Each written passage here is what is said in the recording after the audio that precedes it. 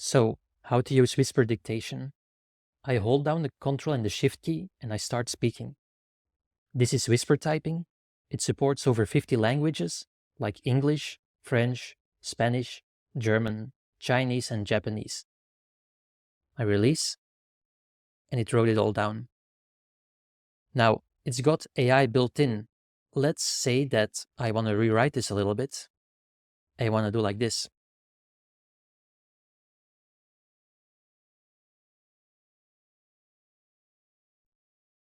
So, how to use whisper dictation?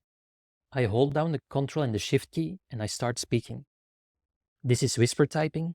It supports over 50 languages like English, French, Spanish, German, Chinese, and Japanese. I release, and it wrote it all down. Now, it's got AI built in. Let's say that I want to rewrite this a little bit. I want to do like this. Rewrite this into bullet points.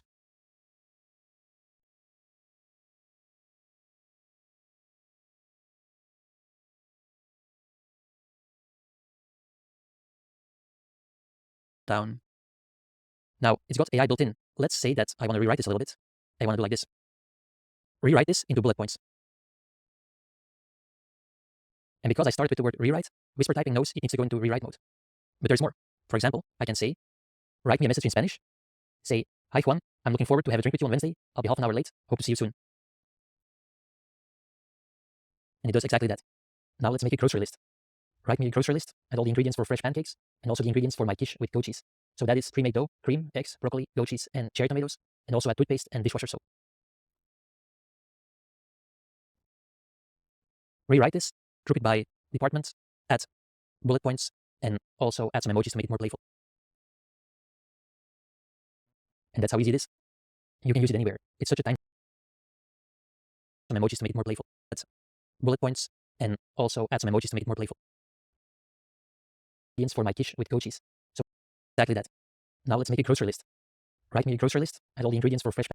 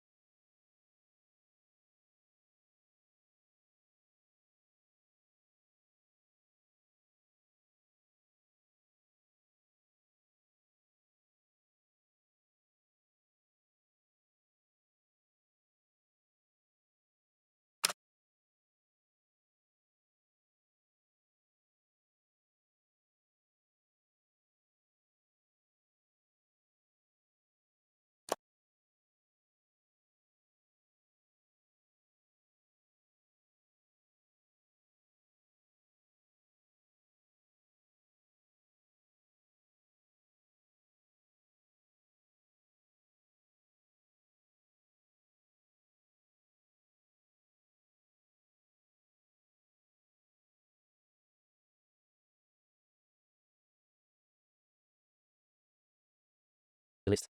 Write me a grocery list and all the ingredients for fresh pancakes and also the ingredients for my quiche with goat cheese. So that is pre-made dough, cream, eggs, broccoli, goat cheese, and cherry tomatoes, and also add toothpaste and dishwasher soap. Rewrite this, group it by department, add bullet points, and also add some emojis to make it more playful. And that's how easy it is. You can use it anywhere. It's such a time saver. Be creative. For example, rewrite this by removing all the lines with timestamps. Or use it to answer emails quickly. Here, what I do is, I select everything, and I copy everything to my clipboard. Now, what I can do is, write me an answer to the email in my clipboard. Tell him that we believe his salary requirements are quite steep, but that we're always looking for great people. Tell him that we believe that he can do great things at our company and learn a lot, and that if he's willing to lower his salary expectations, that we may be able to give him a job. Kind regards, Peter. And now give it a moment to write an answer. And that's done. This is ready to go. You can also run commands. For example, open paint. You have to start with the words open or run command. Or I can say open control panel and go into sound settings. Here are the sound settings. Or I can say open booking.com and look for accommodation in New York starting on the 21st of April for 3 nights. And just like that, it opens booking.com. Whisper typing can also answer questions, either general questions or based on context. Here, for example, I want to know what movie this is from. So I select the whole page, I copy it to my clipboard, and I start with the word answer. Answer me. Look at the comments in my clipboard and tell me what movie this is from. And Whisper typing gives me an answer.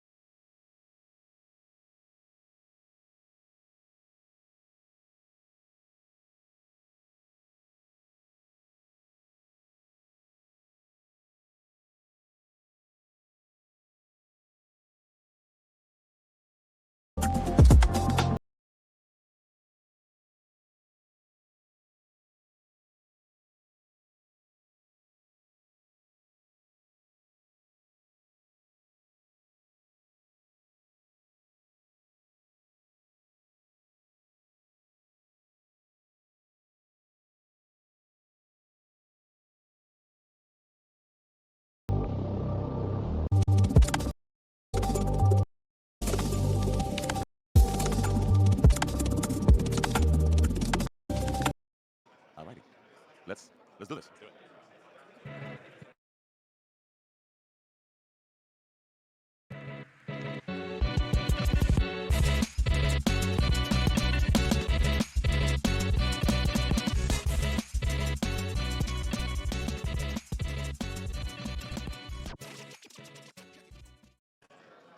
Hello everyone. Welcome to Thursday I for November 20th. What a week. What a week. Welcome to Thursday I, November 20th. My name is Alex Worklog. I'm the evangelist with Weights and Biases from CoreWeave. I'm the host of Thursday I, and I'm here on location at the Engineer in New York. And I'm not the only one. I have a friend here, Ryan Carson from AMP with a logo. I love that, man. Yeah. And we're on location at Engineer in New York. This is I think the second one this year. And hopefully everything is set up and you guys can hear us well. We're gonna have a few guests joining us on this honestly insane week. I know, it's crazy. Just an absolutely insane week. We're also joined by some other folks here. So we're gonna have Wolfram, we're gonna have LDJ. We're gonna add them to the stage in a bit. But just before, I would like to call out that this podcast studio is hosted by the great AI engineer folks. So shout out to Swix and Ben from AI Engineer. And we will tell you about the conference because it is live streamed. And so those of you who choose to tune in with us, the 200 or so for now, thank you, welcome. We're going to make sure that all of this like very busy week that we have prepared for you is going to be covered fully. But also we'll tell you all about this conference and what's going on. The incredible amount of speakers here from essentially every agent lab and foundation lab in existence. Everybody's here. And all are talking. And we're gonna basically we're gonna also experience some background noise. Maybe that's a good call out because we're here on location. We don't control the crowd. They may come. There may be some noises. But we'll definitely be very happy to share with you everything that's going on, including the recent release of Nano Banana Pro. Yes. So we're gonna chat about all that. So let's add Wolfram and then see a sound test with Wolfram. Hey Wolfram, let's see if we can do a sound test with you. Hi guys, We can hear Wolfram? I can, but you're a little bit quiet. Let's try it again. Testing again. 1, 2, 3. I think we're getting an echo. Let's add Yam and test this if Yam's going to join us right. So folks, because we're on location, we're like in white mode, we're probably going to focus on the host here, just because it's going to be hard for us to hear the digital host as well. But we do have Yam here, Wolfram Raymond, and LDJ. I want to shout out the host here as well. And I want to acknowledge that this week was an absolutely insane week for AI news. Just bonkers, folks. Just bonkers. We will do, okay, let's start with this. Let's do a round of who... let's say a round of news, the most favorite one. This week is a very interesting week to do this because there's honestly a lot. And we also already went live today, this week. Ryan and I and some other folks joined and we did a live review of Gemini 3. Yeah. But for now, I think, before we get started, and before we have guests, folks, we have guests today from Gemini and hopefully from OpenAI. They're just like walking around here, I just pulled some folks in. So hopefully we'll have Dominic from OpenAI and then Thor from Gemini to talk about their releases this week because none of the companies could just like sit quietly. But before we get started with the TLDR, which is going to be long, which is everything that's going to happen, and before we dive in with details, let me start with questions about your favorite AI topics. So we'll start with digital folks and then Ryan will get to you. Yam, how about you? What's your favorite, the most important AI release of this week? And you only get one. This is a difficult task today. You only get one. Where do I even start? Where do I even start, man? I think, look, it's very hard to pick between Gemini and Codex Max. Both are insane. We also pretty much, it's still allegedly, but about to get another very big release. And yeah, I want to say Gemini. The thing is a beast. However, I think that me and many people on the internet would like to have some rate limits issue fixed because we all try and we all get rate limits like ridiculously quickly. Luckily, we have some Gemini folks here. We're going to try and talk to them about some rate limits. Yep. But tell them the model is a beast. Like absolutely 100%. Righty, Wolfram, all the way from Germany. How about you? Did you get access to many of the releases? No, but you only get one. You have to select the one. But I chose Gemini 3 times because for me it's GMAS, you know? This is my highlight of the year, basically, what they released. So, sorry, I couldn't hear. Can you say again which one? Gemini? Gemini, definitely. The highlight of the year is GMAS for me. I'm super happy, especially about anti-gravity. Alrighty, and we'll go to LDJ and then we'll cover Ryan. Yeah, since they both went with Gemini, I think I'll have to say, Codex Max, but also because based off at least the coding benchmarks I was seeing, it looks like it is a little bit significantly over Gemini 3 in coding tasks. Yep. And so overall thus far, I think that's going to be the main driving factor of having that flywheel go of coding models feeding back into the R&D of models getting even better, and I think that's really important. But Gemini 3 is, of course, looking really amazing too. Yep. Alright, folks, so those of you who are joining us in comments, please comment with your, you get one. Choose the most, and this is probably the difficult most week to do so because of just the amount of releases. We're going to give you an TLDR. If you are a sane person, normal person, and you're not following AI obsessively, incessantly like us, you may not know about some of the releases. So this is why we're here. We're here to like basically keep you up to date so you don't have to. Ryan, I want to get to you. What is your favorite AI release of this week? It has to be Gemini 3. Yeah. Gemini 3 Pro is just so good. It's so good. Now, we all got nailed with rate limits, though, and that was super frustrating. We actually saw that in AMP because we decided to make Gemini 3 Pro our default model. We can't hear you. I'm just saying. We started hitting rate limits. We can't hear you. Now we're back. So, absolutely Gemini 3 Pro. And I cannot wait for Gemini 3 fast. Go. Folks, just want to say, turn the volume up. We can't hear you well, Ryan. You can hear us well? We can hear Ryan well. You can hear Ryan well. Check 1, 2, 3. Check 1, 2, 3. Interesting. Okay, let us test this, folks, because we are on site and we're going to take a look. Because I can hear Ryan well through mine. You're very quiet too, Alex. For me, you two are very quiet compared to us in the studio. Can we test 1, 2, 3? Mark, could you help us with? Can you hear me and him at the same level? Same level. Check 1, 2, 3. And you guys can hear Ryan, but me well and Ryan not well. You two are both very quiet for me. We're both very quiet. I think. Yeah, maybe it's But only here, not on X.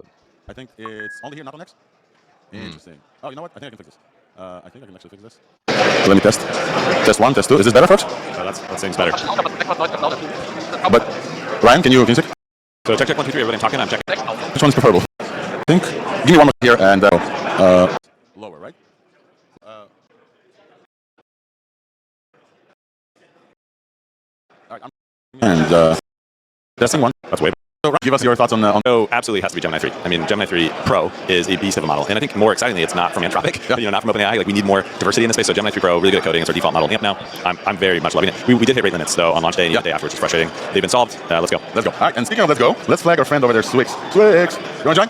All right, folks, we're going to bring on the founder of AI Engineer, the person who coined the term AI Engineer. Come on in. Mr. Swix, welcome. We're going to give you this so you can hear yourself as well. Okay. We're going to be just like friends. Okay. And then you need to speak into the microphone as much as you can. Okay. And say hi. Folks, there you are. It's not awkward at all. No, this is good.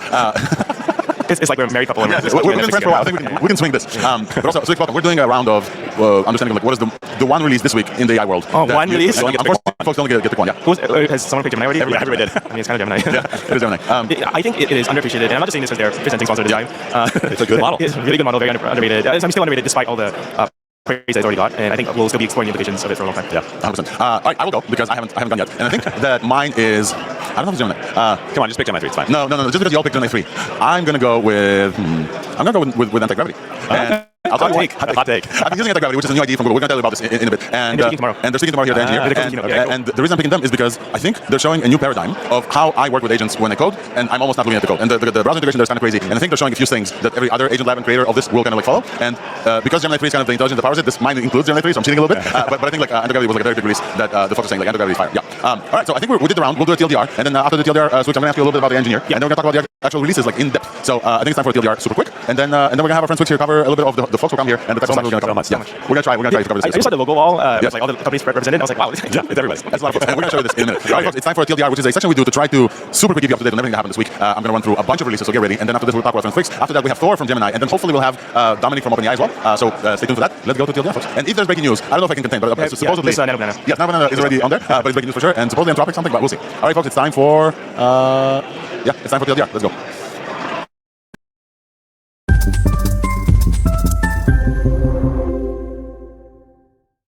Alrighty, folks, this is the TLDR. This is everything that we have to talk about on Thursday, November 20th, live from the AI Engineer Conference in New York. This has been an insane week. Let me try to share my TLDR notes here with you super quick, because honestly, there's a lot. So we're going to run through them super quick. I will just tell you that, like, in 1 week, Google dropped Gemini 3 Pro, and an agentic ID, and generative UIs, and agent mode, and I think some more stuff as well. Before this, actually, I shipped Grok 4.1, and then they shipped Grok 4.1 fast with support and API. OpenAI decided to not leave this party unattended and launch GPT 5.1 Codex Max, which supposedly uses compacting to run for 24 hours based on their release, but also here in the engineer, I chatted with an OpenAI guy who told me it can run for almost a week uninterrupted, which is crazy. And then we have Meta decided, you know what, if everybody's joining this party, why don't we as well? And they released SAM, Segment Anything Model 3, which has support for 3D models as well. Wow. In robotics, there was another robot called Sunday that also launched and supposedly autonomously non-training user data. And then this week feels like the future is deciding to like come and knock on our door. So we're gonna run, and this is why Thursday exists. We stay up to date so you don't have to. We literally work really hard to stay up to date so you don't have to. Alex gets no sleep. I barely slept this week as well, yes, for sure. So let's run through all these releases. I think I covered all of them with the TLDR, but let me run through them super quick to see. And then also we have folks, we have Wolfram and some other folks as well. If I missed anything, which I don't think that I did, welcome as well. I don't think that I did. If I missed anything, definitely let me know because I would like to. I would like to not miss this. No, this is not the good layout. We'll do this layout super quick. All right, so. Your host, Alex Volkov from AI Ventures with Advice. We have Ryan Carson from AMP. Hello. Swix here from AI Engineer. Swix from Cognition. Swix from everywhere. Swix from Latent Space. Swix from Small AI News. And also co-host of Thursday AI, not for the first time. I haven't shared, but AI News actually has been merged into Latent Space. Yeah, it's the IP was transferred. I'm working on the next version of AI News. But yeah, it means to simplify the introductions. Yeah. Okay, so Swix from Latent Space and Cognition. And co-host we have Wolfram Ravenwolf, we have Jan Peleg, and we have Nistan here and LDJ. It looks like everybody's here in a semblance. So we're on location, we also have digital folks as well. And then we are running through the TLDR. So the open source news, super quick. Sense Nova sets a new bar for multi-modal spatial intelligence with 8 million sample taxonomy-driven datasets. It's pretty cool. But honestly, open source is taking the backseat this week for sure. So we're going to mention some of the stuff. We also have Sunday Robotics unveils Act 1. Act 1 is a robot foundation model trained with zero direct robot data and a low-cost skill capture glove. The glove is super cool. We're going to take a video. I'm going to show you this glove. It's really something. Let me pull up. Yes. We're going to go to big companies, LLMs, and APIs. I already told you everything that was released in one breath, but I'm going to go a little bit deeper. Google finally unveils Gemini 3 Pro. It's a 1 million token multi-modal agentic top intelligence that we have with generative UIs that it can do in Google Search and the Gemini app, and the anti-gravity coding ID, which is free. A free coding ID. That's also why I think this is like maybe one of. So this is my one beef. You can't use it with a Google Workspace account. Yes, you have to have a Gmail account. And literally, I can't use it because my Gmail account. Well, we're gonna have Thor from DeepMind here. We're gonna grill them on the spot. Then just before Elon decided to ship Grok's 4.1, which is a significant update, and you can see here it has a 64% win rate on top of the previous Grok, and there's a bunch of evals as well. We can talk to you about EQ Bench is almost top on EQ Bench. It was top on Ella Marina for 1 week, and then Gemini released Gemini 3, and then they released Grok 4.1 fast in the API, including access to Twitter tools. So this is what I'm at. So I want to split you quickly. Do we think that is this the beginning of people actually using Grok for production in business? I've been using it for AI News for a while. Okay. Because a lot of news happens on X. So yeah. Have you used the Grok API? We'll get there. So Grok 4.1 fast and Agent Tools API launched on Grok, and they're really cool. And we already used them for preparing for the show. And then OpenAI decided, hey, this party is a little bit, it needs to be more exciting. Too many people are choosing Gemini. They're not on the sponsor list. So they launched, and always we know someone watches these releases. OpenAI launched 2 things: Gemini 5.1 Codex Max with a long horizon agentic coding for 1 million token context window, but also the context window may not be as relevant because it has a native training for something called compacting, which we'll get into here, and 24-hour software tasks that can go almost for a week, which is crazy. And then also they wrote GPT 5.1 Pro, which many folks say that this is now the top agentic model, even though Gemini also released a deep thing. Yep. GPT 5.1 Pro seems to be like the crazy model. So many good models to choose from. And then the other folks, Microsoft, Nvidia, and Anthropic, who are not mentioned here before, all announced a major partnership to scale cloud on Azure, and then also investment from both these companies into Anthropic. Yeah, $15 billion. $15 billion. So literally every major foundational lab had something to say this week. They all clicked in, and this is why Thursday exists. Don't forget, I guess technically Meta is already mentioned, yes. but we actually have Meta CodeGen like from MSL speaking tomorrow on Meta Code World models, the model that they just released a couple months ago. Oh wow, that's so cool. Yeah. And so Meta, speaking of Meta decided to also say, hey, while our LLM is baking behind the scenes somewhere, we definitely want to like participate in this party. So Meta released SAM and SAM 3 and SAM 3D. SAM is segment anything model. It's a promptable segmentation, tracking, and single image 3D reconstruction, and it's insane. Like I'm gonna show you demos. It's mind-boggling. Like you upload the video, you click a thing, and in natural language say, hey, I want to segment out all the water bottles on this table on the video, and it just works, and it's mind-blowing. So if you haven't noticed that this, and then this morning we're gonna hit the breaking news button because it's well deserved. This morning Google decided to release another thing to just say, hey, we could have released it on Tuesday, but we waited for everybody else to follow their announcements, and now we're gonna announce another thing. So breaking news from today. AI breaking news coming at you only on Thursday. The breaking news from today, folks, is that DeepMind decided to release. There's a robot. We can't see it on camera. Can we see the robot? Can't see it on camera. Back up. The breaking news from today is not this robot dog. You can win, by the way, if you join the engineer and if you're tuning in. Yeah, we're giving this away for a competition. That's pretty cool. Breaking news from Gemini DeepMind today is Nano Banana Pro. Nano Banana Pro. Nano Banana is an image editing model from Google DeepMind. Nano Banana Pro is absolutely like we need to make sure that this is a shot. The poor robot is trying to get attention. Yeah, like this. All right, folks. And if you join the engineer, you can see this like a poor robot like hopping around trying to get attention. Hi, Sparky. Hi, Sparky. Yes, we are giving away this dog apparently. So Stay tuned.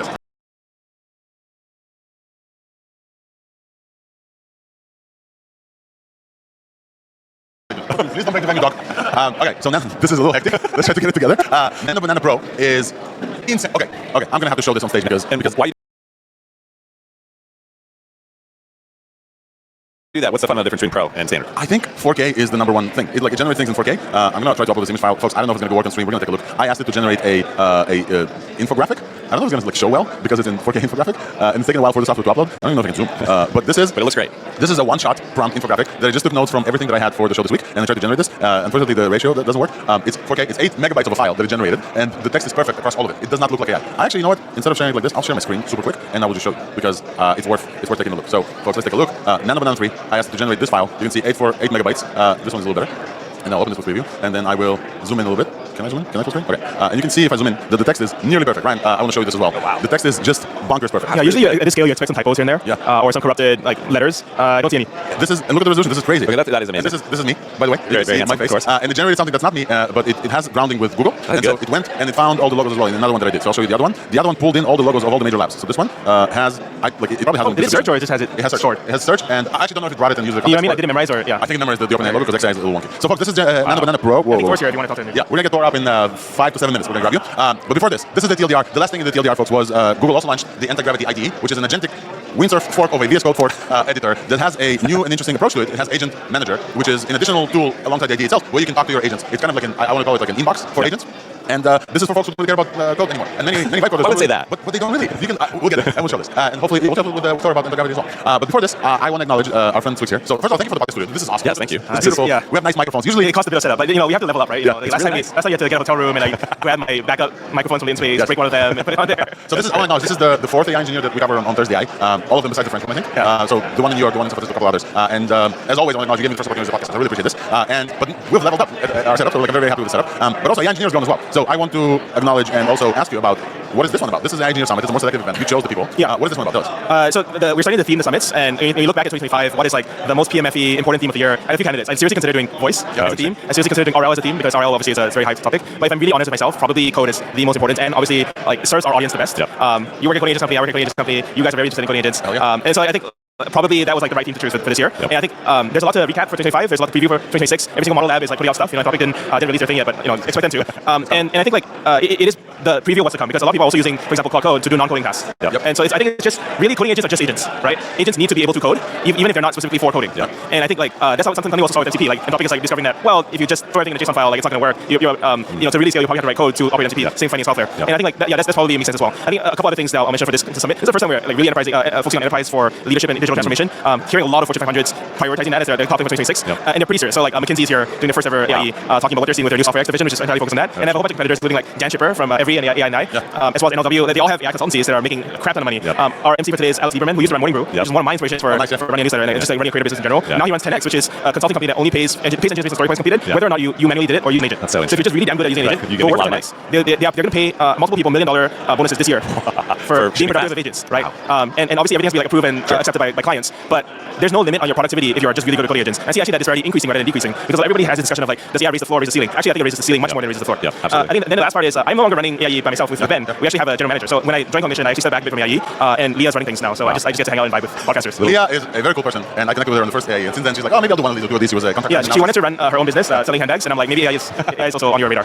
All right, so we have here on the screen the agent labs and the model labs. Do you like the length sorting? So it's not alphabetical. Yeah, so I have a video here. Yeah.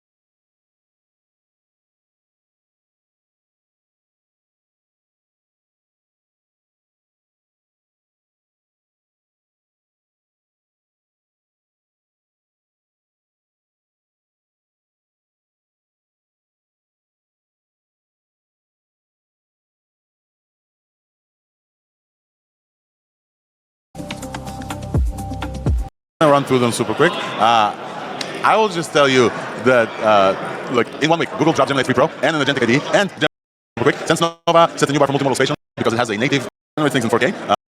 All the major labs. So this one has, it probably has. This search it's 4K. It's 8 megabytes of. And if you join the engineer, you can see this like a poor robot like around trying to get attention. Hi Sparky. Hi Sparky. Yes, we are giving away this dog apparently. So Stay tuned. Please don't break the venue, dog. Okay, so now this is a little hectic. Let's try to get it together. Nano Banana Pro is insane. Okay, I'm gonna have to show this on stage because why you do that? What's the fundamental difference between pro and standard? I think 4K is the number one thing. It generates things in 4K. I'm gonna try to upload this image file, folks. I don't know if it's gonna work on stream. We're gonna take a look. I asked it to generate a infographic. I don't know if it's gonna show well because it's in 4K infographic, and it's taking a while for the software to upload. I don't even know if I can zoom, but it looks great. This is a one-shot prompt infographic that I just took notes from everything that I had for the show this week, and I tried to generate this. Unfortunately, the ratio that doesn't work.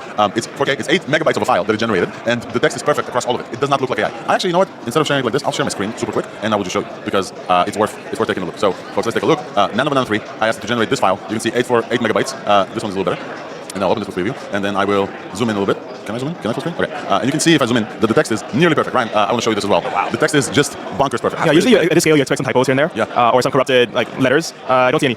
This is, and look at the resolution. This is crazy. Okay, that is amazing. And this is me, by the way. Very handsome, my face. And it generated something that's not me, but it has grounding with Google. That's good. So it went and it found all the logos as well in another one that I did. So I'll show you the other one. The other one pulled in all the logos of all major labs. So this one has, it probably has. Did it search or it just has it? It has search. It has search, and I actually don't know if it brought it in user context. You know what I mean? Like, did it memorize or I think it memorized the OpenAI logo because XI is a little wonky. So folks, this is Nano Pro. I think Thor's here if you want to talk to him. Yeah, we're gonna get Thor up in 5 to 7 minutes. We're gonna grab you. But before this is the TLDR. The last thing in the TLDR, folks, was Google also launched the Anti-Gravity IDE, which is an agentic windsurf fork of a VS Code fork editor that has a new and interesting approach to it. It has Agent Manager, which is an additional tool alongside the IDE itself, where you can talk to your agents. It's kind of like I want to call it like an inbox for agents.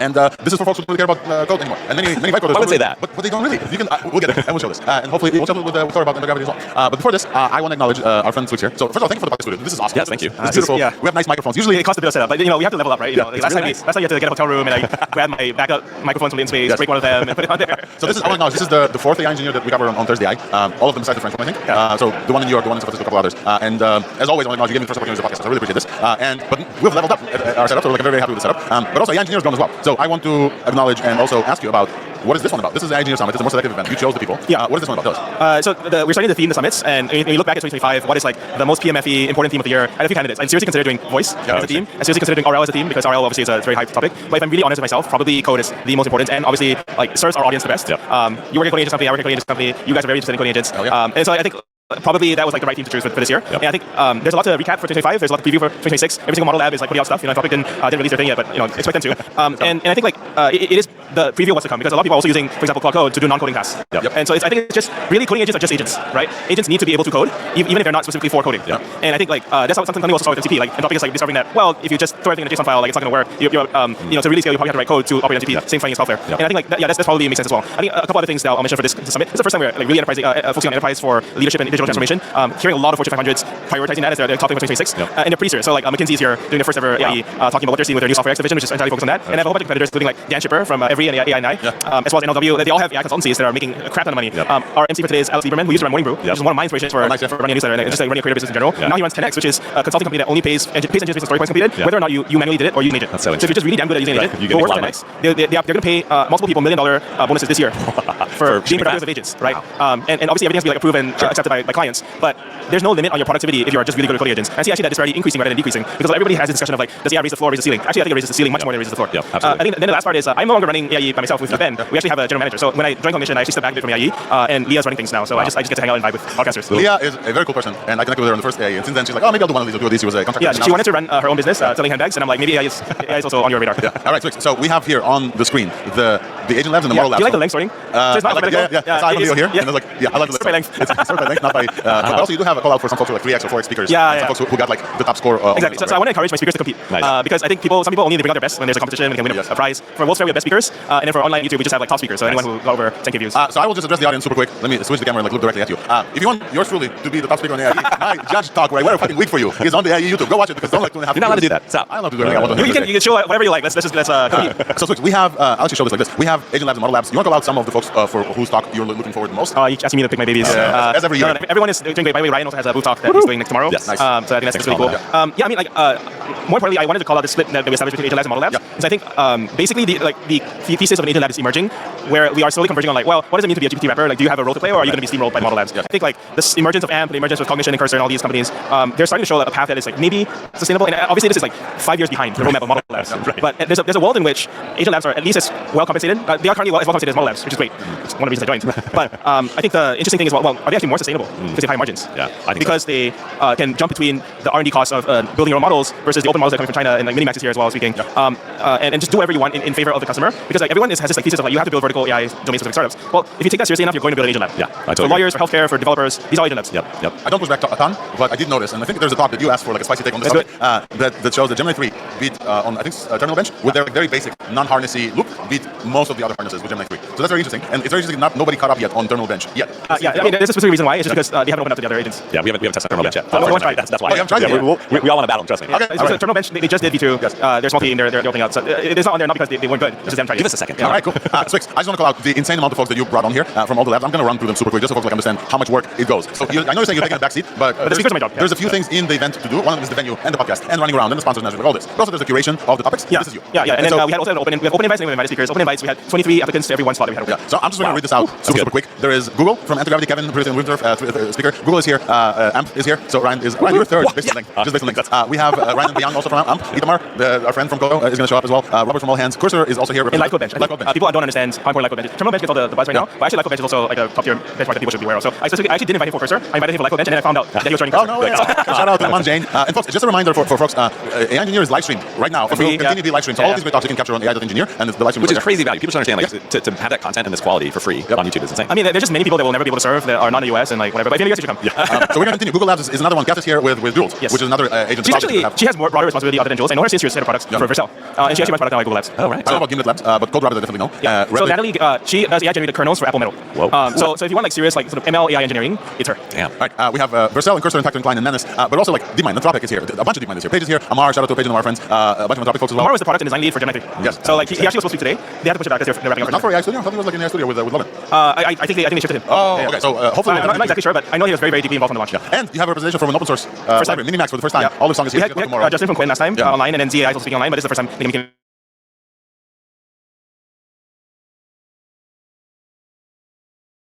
Insane conference. Absolutely. Yeah, go ahead. Yeah, like Capital One, Bloomberg, like attendees or speakers. Atlassian speakers. Yeah. Attendees. I mean, we try to not like share too much because also like I don't. Yeah, exactly. So like lots of Fortune 500 in New York. The whole point of AIE in New York is we bring SF into New York, and the startups want to meet customers, and the model labs want to meet customers, but the New York AI scene also is underserved. Like people just don't have good enough AI events here. In SF, like every day, it's like some kind of weird idea. But here, it's like we need to bring high quality events in New York. And the whole point of Thursday AI is to bring you, well, first of all, San Francisco to the internet, where you can join, but now also New York, and we're going global London next year. London next year. April 8 to 10. Yeah. So we appreciate you joining. We appreciate everything you do, but also we know that you're a busy man and you have to run. We have a huge focus as well. Yeah. So thank you so much. Enjoy the rest of the conference, folks. Tune in to AI Engineer. I forgot to plug authors of vibe coding as well. They're speaking, and Steve Yagi was a personal hero of mine. Gene Kim is, I always say, is like the evolved Pokemon version of me. So you should meet all these and see their talks. Cool. Awesome. Good to see you, Swix. Thank you, Swix. Take care. All right, folks. So we're moving on, and we want to welcome Thor to the stage. As you see, we have like a running show here. Thor, welcome. Hey, thanks. Thor, I don't know if I can pronounce your last name. Chef, like Chef. chef in the Oh, like kitchen. chef. Easy. I brought you a little gift. Oh, nice. Oh, it fits perfectly to no your... way. I want to zoom in on this. Zoom in on this. I have a little gift for me. I love myself and my kids love these. So I got a little present from Thor. It's a mini pluggable banana, and I guess I wonder why. Ryan, let me zoom in on you, and you also got a present. My present's better. What is this? High chews. These are flavors of candies. That is awesome. Thor, thank you. For folks who are not familiar with you, and we'll just credit that mic for us. The mic as well. You have just joined DeepMind. Yes, I'm on day 3. Oh boy. Welcome. So it's been an interesting week. Really? Something going on? I think so. A few things. Tuesday, Gemini 3. Yes, it's so pretty good. incredible. I think. Yeah, the reception of the community has been amazing. Really cool to see kind of the step up of the coding capabilities. Obviously here, AI Code Summit. So yeah, we're really excited. AI Studio now has kind of coding capabilities, which are really amazing to see. Kind of especially looking at sort of games, coded games. The design capabilities as well have drastically improved. So that was Tuesday, but today is Thursday. So today, Nano Banana Pro, which is Gemini 3 Pro image. It's amazing. So we've been raving about it before you hopped on. Oh, yeah. So Alex was showing what it can do, and it is pretty astonishing. Yes. So we have this. We'll still have this image. 1 second. Let me.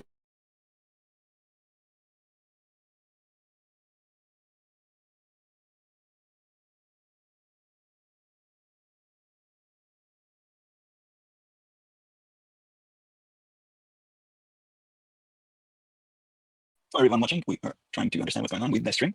We're all still here. I thought we all Oh yeah. We're all still here with the audience. Except Wolfram. I think Wolfram's not here. Oh wait, he's here. Yeah, you're just being so still. I thought you were frozen. No, just writing. Oh no. Okay, I guess it's just us guys. All right. Well, look up to the Yeah. So in the That's a meantime, good party. We're following it. So AI.engineer and why? yeah. Did you guys hear about Olmo 3? Oh yeah. Yeah. At the moment. Mhm. It is Yes. the biggest. It's the biggest 32B dataset tutorial training, and the model's not bad either. Yeah, it looks to me right now to be around the 32B thinking performance of the Coin 32B models, but simultaneously it's completely open. I don't think Coin or DeepSeek, although they are doing great work, I don't think they've ever actually put out a fully open recipe, data set, full training recipe, hyperparameters, everything 100% open, and that's what Allen Institute of AI is striving to do with models like Olmo 3. So really cool that we have a model of that level of quality that's fully open like that. big round of applause for being really open source and not just open white models. Yep. It's actually breaking news. I mean, I saw it 2 hours ago, the release paused. Yeah, unfortunately, none of us have a breaking news button, right? So I do have one. oh, yeah. Yeah, so we should play it. I think it's Go okay. ahead. Yeah. Okay, I will hit it. AI breaking news Yeah, coming at you controls the whole only time. on Thursday AI. This is like you walk into Alex's house and literally push a button and it's just It gave me access, so I'm sure it's fine. And yeah, this is a big release. For one thing, fully open release, and another one that we finally get some sizes that we can run locally again. After all the good models that have been much, much bigger, this is not MOE, and it's a good size, I think, to run locally. Yeah, I think it's inevitable that they will start putting out MOE versions, to compete with the. I think Quinn's version it's like a 3B active, 30B or 30B total, right? Wait, this is dense. I'm looking at the. Yeah, almost as dense. So I'm saying feature because Quinn's current the most popular MOE it's like 3B active, 30B total, right? For Quinn. Saying they'll be back in 1 minute. Okay, sounds good. Yeah. It's a big. Also, the medical performance was not bad. It was not like leading edge, but it was also still pretty good. I think it will be quite interesting to try and match a data set against the distribution of the pre-training data now that you finally have it for such a big model, because now you can also do continued pre-training on this as well. There was another release this week from I need to find the post, but from a US app releasing what they call the best.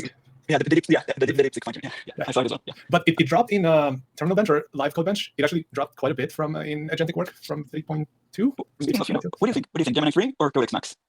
For Codex, right? Codex didn't usually drop. I haven't thoroughly tested each of them enough to I think assess that, but from what I've seen, at least it seems like Codex Max might have a bit of an edge, at least in a lot of maybe backend cases. I think I've heard a joke which I think might be true that Gemini for the front, Codex for the back. So I mean, it maybe does make sense to do that. Gemini 3 might still be significantly above in terms of front end. It is and it isn't. So it can go off track, and agentically is not as good. But the way that I'm using it, which I just found really effective last night, was you take full code base dump, you put it into Gemini, you let Gemini do the review and make all the to-do lists and stuff. You feed that into Sonnet and you just see however far Sonnet can go. And then whatever bugs and stuff you have that Sonnet cannot solve, you just hand those off to Codex to take as long as it needs to take. Because it's kind of hard to replace Sonnet for the first 80% of the app or so. And then the next 20%, you either kind of like need Opus or you need something to like fix the really hard bugs, or just need to run Sonnet over and over until like something comes out.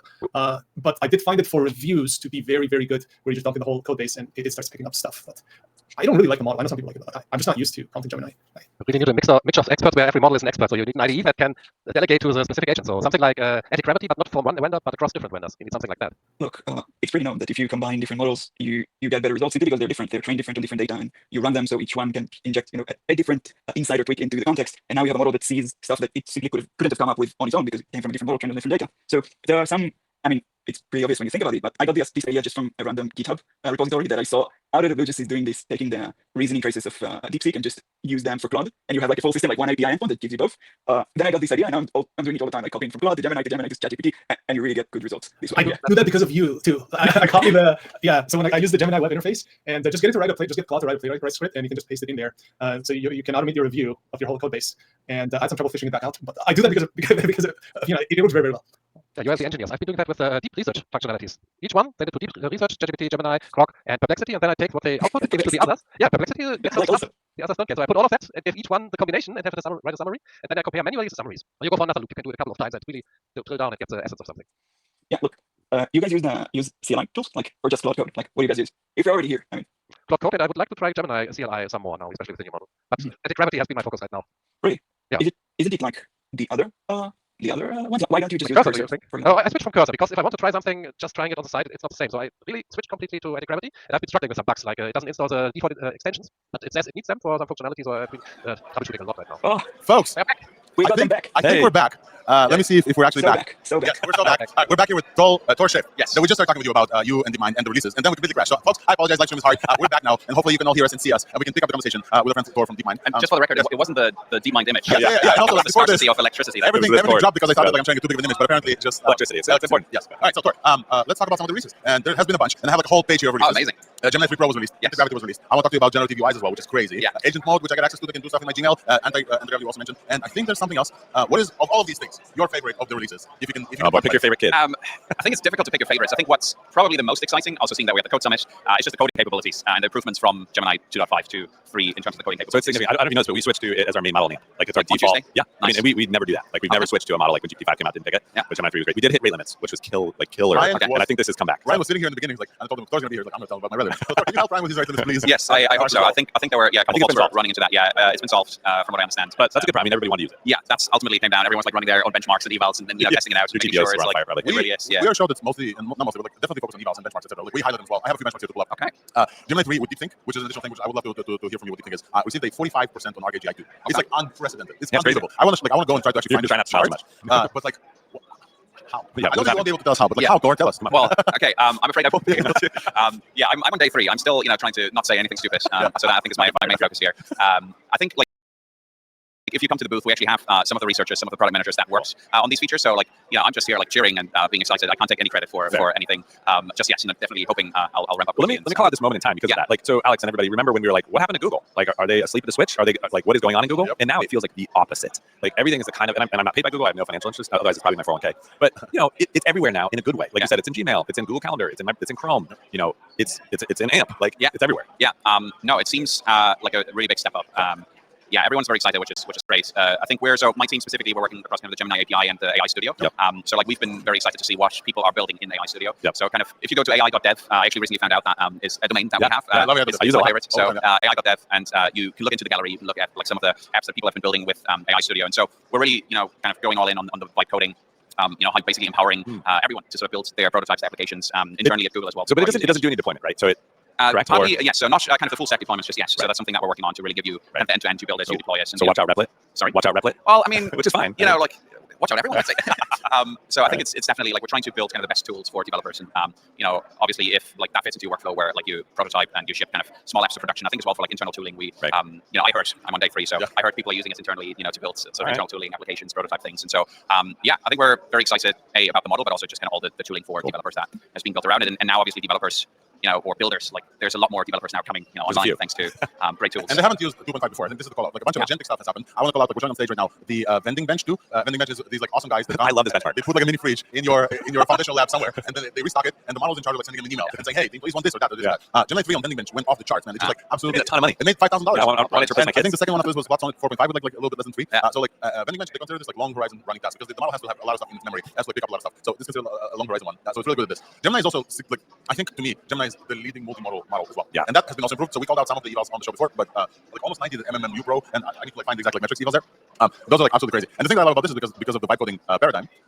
We'll talk about anti-gravity in a bit. Anti-gravity records itself, and then Gemini 3 sees that recording and acts based on the video. It's the loop that you need. It needs a loop. But I do. So my one beef, and I probably can't control this, but you have to have a Gmail address to use anti-gravity. I can't use my Google Workspace address, and it's like everybody in the world has a Google Workspace address. Like, so it's like I think you're cutting out everybody. Yeah, I mean, to be fair, it came out on Tuesday. So come on, work harder. Okay, no, fair point of feedback. You don't have any Gmail address at all. So this is one of these stupid things I do, but I couldn't log in because it was already attached to a different phone number. It was like two-factor authentication crap. So okay, good one. You're like, we'll get right on that. So folks can try out Gemini 3. I think one more call out that we have to do on the show is that it landed everywhere across Google as well. AI mode. So shout out to Robbie Stein who's been on the podcast a couple times. Talk about AI mode, the agentic search, fan out search in Google. Gemini 3 landed there for the first time as the model released. It was quite incredible. Wow. And generative UIs. I still haven't seen those generative UIs. Have you seen those generative UIs yet, or no? Internally? Which one? Oh, the internal ones. Where Gemini answers not with text, but answers with like widgets that you can control and play with. Oh yeah. No, I heard it on the podcast. I think I haven't seen it myself yet either. No, that's a good. I mean, some of this. So I'm using generative AI components in my.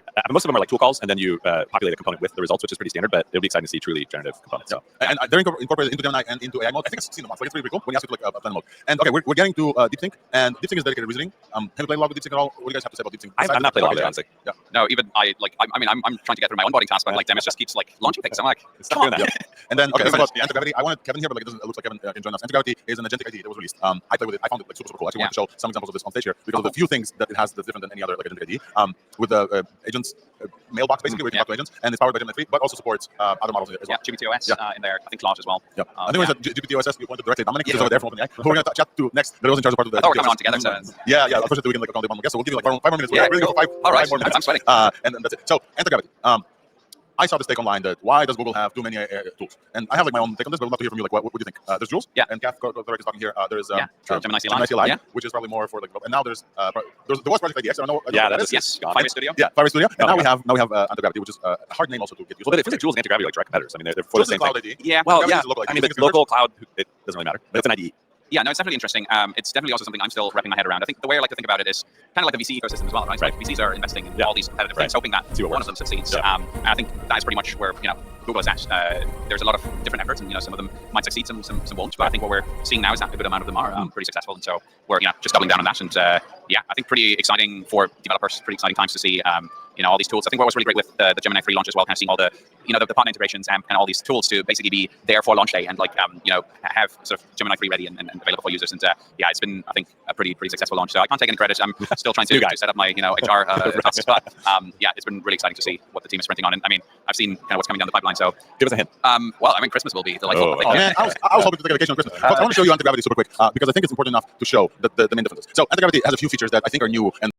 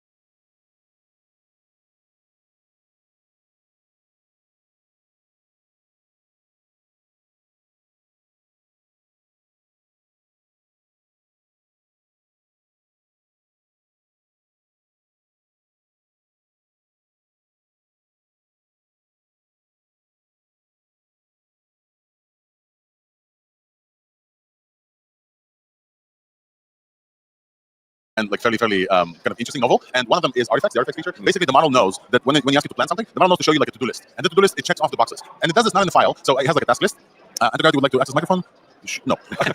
But why, you don't want to talk to him? No, I'm afraid it's going to like ruin the thing. And it's already downloading another update. They just updated this morning. So the folks are really working on this. And you can see a task list here. This is my leaderboard for Weights and Biases Week, for example. And I just asked it to do some stuff. So it planned for itself. It gave me to do. The cool thing about this, you can review the plan and give it instructions right here, or you can comment on any specific to-do or a bunch of to-dos and give it a comment like here. And then with this comment, the to-do plan will change before it even starts generating. Cool. I found that that's super cool. And this is an artifact. It's not a file. It's like a first-party built-in thing, primitive of the system. And the other one is walkthrough. So once the model starts doing something, it will generate this file, which is a walkthrough file, and will show you the implementation walkthrough of the changes it made. And this, to me, is much nicer to view than the running kind of conversation, the thinking, and the chat. Oh, so it's like a summary of what it's been doing. And because it has integration with Chrome, and this is one other thing I want to call out, it has a deep integration with browser. You can open the browser right now with the Chrome extension, and then because it has a deep integration with Chrome via the anti-gravity browser control, it can take screenshots and videos.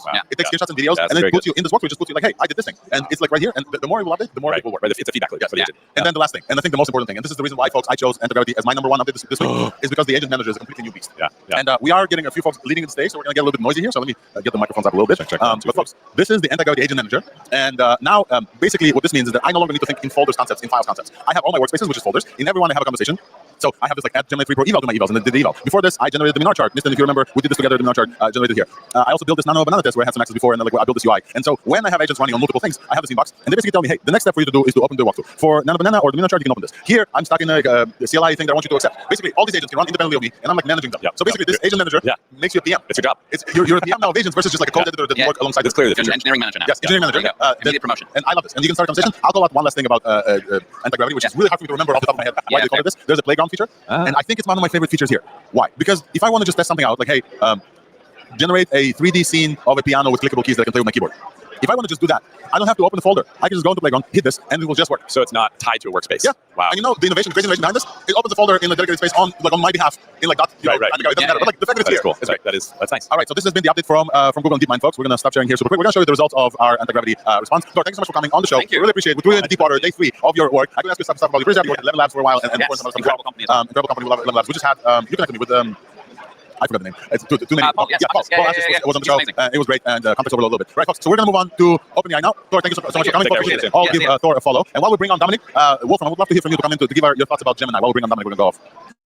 Yeah, sure. I can. Are you hearing me? No, you're muted. Okay. Yeah, Jan can also add something about the Gemini CLI and so on in the next step. But should I talk now? Or? Okay, we are not talking to each other. So just bring it up now. Go ahead, Wolfram. Okay, yeah, so I've been using Gemini since it came out directly for creative writing tasks and comparing it, and it's my favorite model now. It has replaced Sonnet 4.5, which was in Germany especially the best model so far. And Gemini did make even less mistakes in the German language, and in general, the writing was top notch. Compared to, for instance, 4.1, it is so much better in the writing department. It's become my go-to model, my main model now. And interestingly, the system prompts I've been using with all these models, it is a smarter model, but it appeared not to be instruction following as closely because it seemed to also have some kind of intuition. Yeah, it actually I saw that too. It's live on Twitter. Because sorry, Wolfram. It seems to understand the intention of your prompt and go by the intention instead of just sticking to the literal prompt as written, which is also a very interesting experience. And so I think they have really delivered here. It's my favorite model now. When I want to test a model, I always say evaluation. But for your personal use case, just use it for a while. Make it your main model for just a day. Yeah, use it. We'll see what happens. And I will be using this one as my main model now. Nice. Big words. So about Gemini CLI, I maxed out my rate limits twice yesterday and today on Gemini CLI really quickly. Out of the box, the model is a beast. It's something, it's different. I'm using it on a Linux-based machine, so it can control the system itself. I've seen it do things that other models just didn't come up with. It could solve things bugs that I just didn't see any other model being able to solve. And I compared. I gave stuff to Gemini, stuff to other models, and saw to see what's going on. I didn't have a lot. I want to compare it to Codex Max, which also is extremely powerful. Codex has always been an extremely powerful model, but I didn't have time to try this and that. So I just want to say Gemini on the CLI is a great model. It's really good also for brainstorming. Through the CLI, you can just talk through the CLI, like brainstorming what you want to develop. You mean that, right? Yeah, absolutely. Yep. It's a great, absolutely delivered. Completely agree with Wolfram. They absolutely delivered. Rate limits are a bit of a pain, but understandable. Everyone is saying they absolutely delivered, meaning that everyone is using it. So I can't get the rate limits. So yeah. Alrighty, thank you guys for jumping in, and now we're gonna go and introduce Dominic Kundo, correct? Yeah. Yes, Dominic Kundo. Dom is on OpenAI. Could you introduce yourself and close to the mic because there's some background noise? Introduce yourself to us, who you are. This is the first time on the podcast, so welcome. We really appreciate you. Dom was just like walking around. We met at the dev day before, and I think somebody introduced us, and I just like pulled him in, and there's a PR person from OpenAI here as well. I was like, hey, can you go and get? So I really appreciate you being like spontaneous and jumping on. The way I convinced him, though, I'll tell you, is I told him that Thor is gonna come and DeepMind is gonna be overrepresented on the podcast, and shouldn't OpenAI also be here? Gotta jump in. I thought it was just that we're doing a German AI corner with Thor first and me. Yeah, we could do that too. We probably could do this with some AI help. So please introduce yourself to the audience, use your camera, and tell folks who you are, and then we're gonna talk about some of the stuff that OpenAI releases. Yeah, great. Hi everyone, my name is Dominic Kundo. I'm on the developer experience team at OpenAI, so working both with the product teams and the developer community on how to get the most out of OpenAI's products. All right, so Dom, the first question I have for you, I'm gonna throw you into deep water, is could you guys not like chill this week? Like what's up? Like really, this is a difficult week for all of us who follow along the curve of OpenAI, like AI developments. We talked about OpenAI multiple times, like all the time, almost every release. But like last week, what why? No, I'm just kidding. Obviously why. But like, what is the? Can you give us the high level summary of the releases that OpenAI decided to cap the week with? To bookend the week? Yeah, I mean, after last week we had GPT 5.1 and GPT 5.1 Codex. So this week we released GPT 5.1 Codex Max. Yes. And then also we tried to calm you all down to like not make it a big deal, but like we updated GPT 5 Pro to GPT 5.1 Pro. Yes. Wow. And I heard from a co-host, sometimes a guest of ours here on the show, Dr. Dario Unutmaz, this is like he got access to 5.1 Pro and he absolutely loves it. It's like research grade intelligence. Honestly, it's been crazy. We haven't had time to play with the 5 Pro myself. I think I did like one run and it gave me like an insane answer. I don't even know if I have the capability to differentiate between 5.1, which is really good, and 5.1 Pro. That one is not on the API yet. No, it's not on the API. Also, technically 5.1 Codex Max is not in the API yet. It's only if you sign into into Codex with ChatGPT. Got it. Okay, so it's not available by API. Got it. It's going to come into the API soon, though. So does Codex choose when to use the Max model versus? No, it's the default now. It's the default. If you have the latest version of Codex, it's going to be the default. It sounds expensive. So I thought, oh, this is no, it's actually like the model. We focus on giving you almost the best of both worlds. The model is both more capable, but it's also faster and more cost efficient. Wow. How does that work? We made it the default. Cool. Love it. OpenAI is not great at naming. So we're really saying OpenAI GPT 5.1 Codex Max. Yes. With ultra high think or extra high think or extra high. Yes. So if there's an opportunity for me to give some feedback, the naming is not amazing, but you don't the want model, to double down on that. You probably will.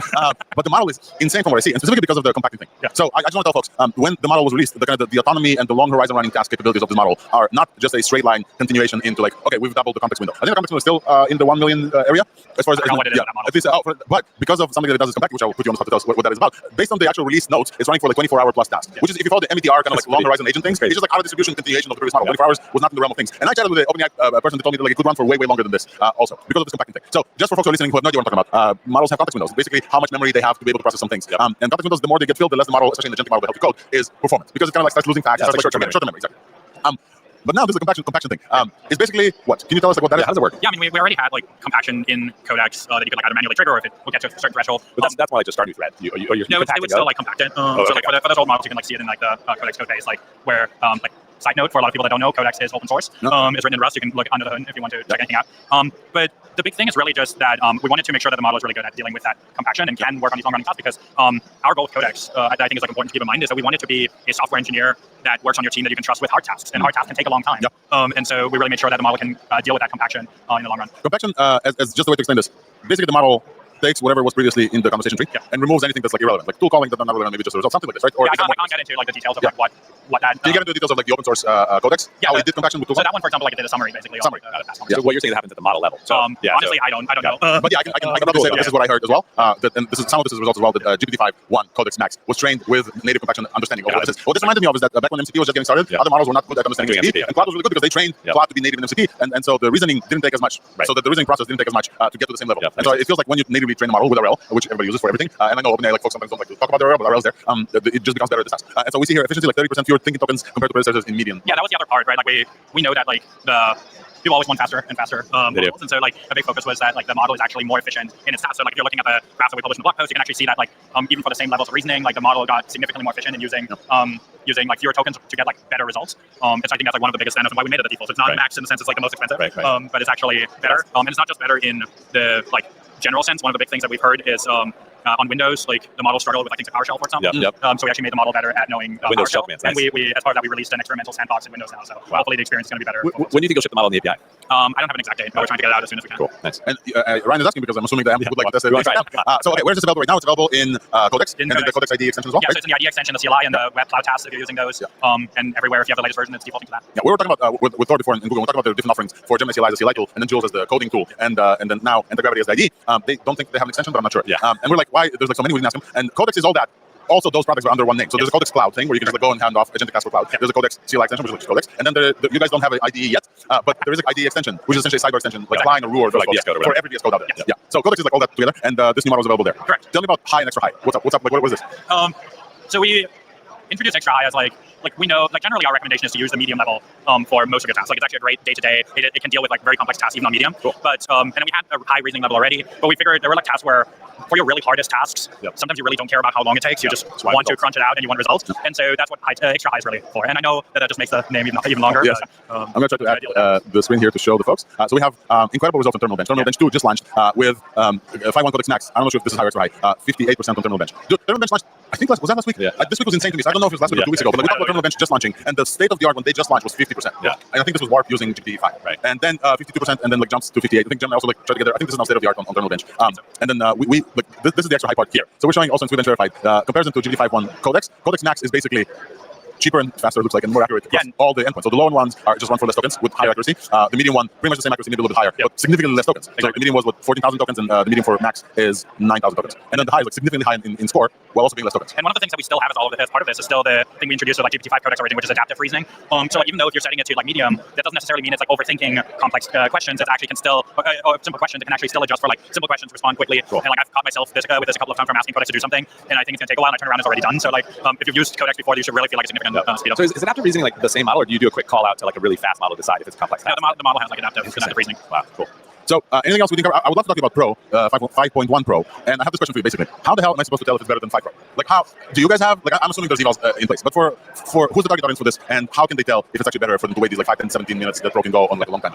I think it's a good question for like everyone sort of has like a different threshold, right? Like I loved using 5.1 Pro for like the tasks that are like really getting me to like I can't get the other models to like give me a result. So like I don't necessarily default to 5.1. In ChatGPT you also have the option to like when you like trigger 5.1 Pro and it like takes a long, just like go skip it. But like I try to not resort to it immediately, and like I know you've seen like an Oracle tool that's been like circling around Twitter, where I think Peter Steinberg is the one who built it, but like he basically built a little CLI tool that you can give to like Codex, for example, to like pop open ChatGPT in the browser, send all the tasks to Pro, and then like get the result back, and like seemingly he uses that when like Codex reaches its limits. So like people have really been like mind blown for tasks that like they didn't think the model could solve it. Like I think Theo posted about it, where like he gave 5.1 Pro like a puzzle from DEFCON, and it solved that. So I think I have some text here for Codex 5.1 Pro, but I think just like close out on this and let you get back to the conference. You guys couldn't just let this week slide by, and I really appreciate this. So to summarize, the release is GPT 5.1 Codex Max with high and extra high abilities of thinking. API is not there yet, but that's coming. But right now, folks can just like use it in Codex and ID extensions as well. And Pro is available. 5.1 Pro is available to Pro users in ChatGPT as well. And that's like a very long horizon running task. And I think LDJ is calling out that group chats are also rolling out. Yeah, we launched. That's not group chats. Like what's going on? Like why? In what way will we use group chats? I think like which feature, right? Like it's fairly new. It just came out earlier. So like for a multi-person chat with one AI. Correct. So like you can bring your friends together and like still use ChatGPT. So like for example, you know, like planning a party, or I don't know, like when you're like you've had sort of I know I've certainly had these situations where like you're discussing with your team or with other friends like a topic, and like one of you goes back and like starts. So do you tag it? You basically tag ChatGPT when you want it to. You can just ask like ChatGPT, can you do this? Okay, cool. Is agent mode in there? And by the way, this is breaking news, folks. This is rolling out from what I was gonna say. Yeah, you didn't even. We got you by surprise. It came like 40 minutes ago. Yes, so, breaking news. I don't know if it is if agent mode is in there. Okay, so we need to test out agent mode, because like if you wanted to give it tasks, it needs to go and do some tasks. That'd be kind of cool. Yeah. Wow. Okay. So we should probably open the group chat, all of us, and try it out for Thursday as well. Dominic, thank you so much for coming on. I really appreciate your ability and like of just jumping on the grill here. And we should mention also that you are one of the folks working on the GPT-OSS release. Yeah, I do. And we cover GPT-OSS. We also support GPT-OSS and the WB inference, and it's a great model. And not only the testament of how great this model is, the anti-gravity IDE that they just released from Google. This is the only open source model that they support. They don't support any other model. GPT-OSS 120B, in addition to Cursor, I think, to Sonnet 4.5, and to their own model. So that's like super cool. Congrats to you on that release. We really appreciate it. We're very happy to have you on the show, and feel free to come back when you guys do more releases. Will do. Yeah. Thanks for having me. Thank you so much for coming. All right, folks, this has been Dominic Kundo from OpenAI, and we're back, and we're gonna bring back Wolfram and LDJ and Yam, and see if you guys have comments on GPT 5.1 Codex Max. I do. It's a handful. It's a lot to say. I can't say that. You can't use this in AMP yet, because they just said they don't have an API. But Wolfram, LDJ, Yam, do you guys have a chance to test it out? Oh yeah, I did. You definitely feel a difference. Absolutely. From the first prompt, you feel a difference.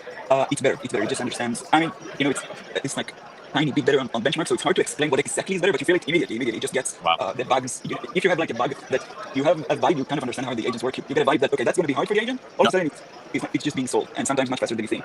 The previous Codex, the first one, in my opinion, it was incredible from the ground up for writing code, but the first one was not talking to you. You just explain something and you just went on to just do the thing. Sometimes you try to ask it, what is the best approach to do 1, 2, or 3, and you expect for an answer, and it just ignores it and starts to do it on its own. And usually it also gets the code done, but it's not exactly what you wanted. 5.1 solved this, definitely. You can speak to the model, it responds back, it's much more human-like. It's not human, it's human-like. And the new one, I didn't get a lot of time to test it, obviously it was released yesterday, but yeah, you definitely feel the difference.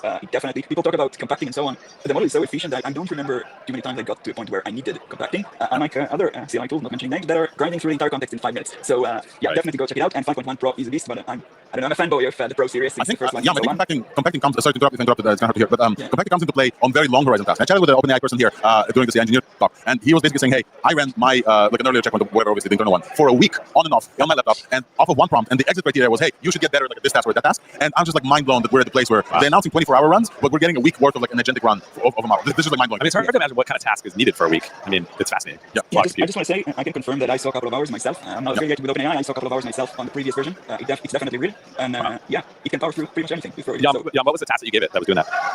Actually, an open research question, like I'm doing experiments, machine learning, and so on. And it's an open research. You got experiment results, and you want to go and experiment the next session of experiments. How are you going to understand the research question that you are into? And it's completely open. The result is not online. And it just went power through for like 2-3 hours. And I thought it's going to crash. I thought the terminal is frozen or something. I see that the ticking timer just goes up and up and up. And it came up with an answer. And I saw it went online, read the papers, checked my code, checked the results. It actually did work for did heavy lifting work for 2-3 hours. It was pretty incredible to see. Crazy. Actually, yeah. So, folks, I want to kind of take a beat here and summarize what we just kind of covered on the show so far. Obviously, we had Dominic, who's on OpenAI working on the OpenAI model, and he talked to us about the Codex and Codex Max and the GPT-5 Pro stuff. Before this, we had Thor. I was almost slipped and said Thor from 11 Labs. Thor from DeepMind, who just joined, but basically helped us cover the Gemini 3 release. And we also barely, but we covered a little bit of anti-gravity, their agentic release. Gemini, Google released a bunch of other stuff as well. We have to talk about Nano Banana Pro. We talked about this in the beginning, and then the show crashed. Like, we really have to go and generate some stuff live on the show. Also, we had Swigs, and so we covered the engineer. This is a big show. But the week began with the folks from Grok and inside Gemini. The week began with folks from Grok just absolutely releasing the top intelligence for one day. It seems pretty good. I don't remember any other one-day top release from before. I think there was one, but I'm not like it's Elon's so mad. I don't think it is because like they didn't tell other labs about this. They didn't Nano come up with an Banana API. Pro But Grok today, right inside the MyGeo app. So over the last 24 hours, your feed has probably seen some version of this. Perfect looking solar infographics, retro Mars travel posters, hyper real ad mockups, and people freaking out that this is the first AI model that finally gets text right. Even Google chief Sundar Pichai, after Gemini 3, that's actually Nano Banana Pro, built on Gemini 3 Pro, wired directly into Google search and already being called the infographic machine of the AI era. He said, it's SOTA for image generation plus editing with more advanced world knowledge, text rendering, precision plus controls. Built on Gemini 3, it's really good at complex infographics, much like how engineers see the world. He also posted on X saying, IYK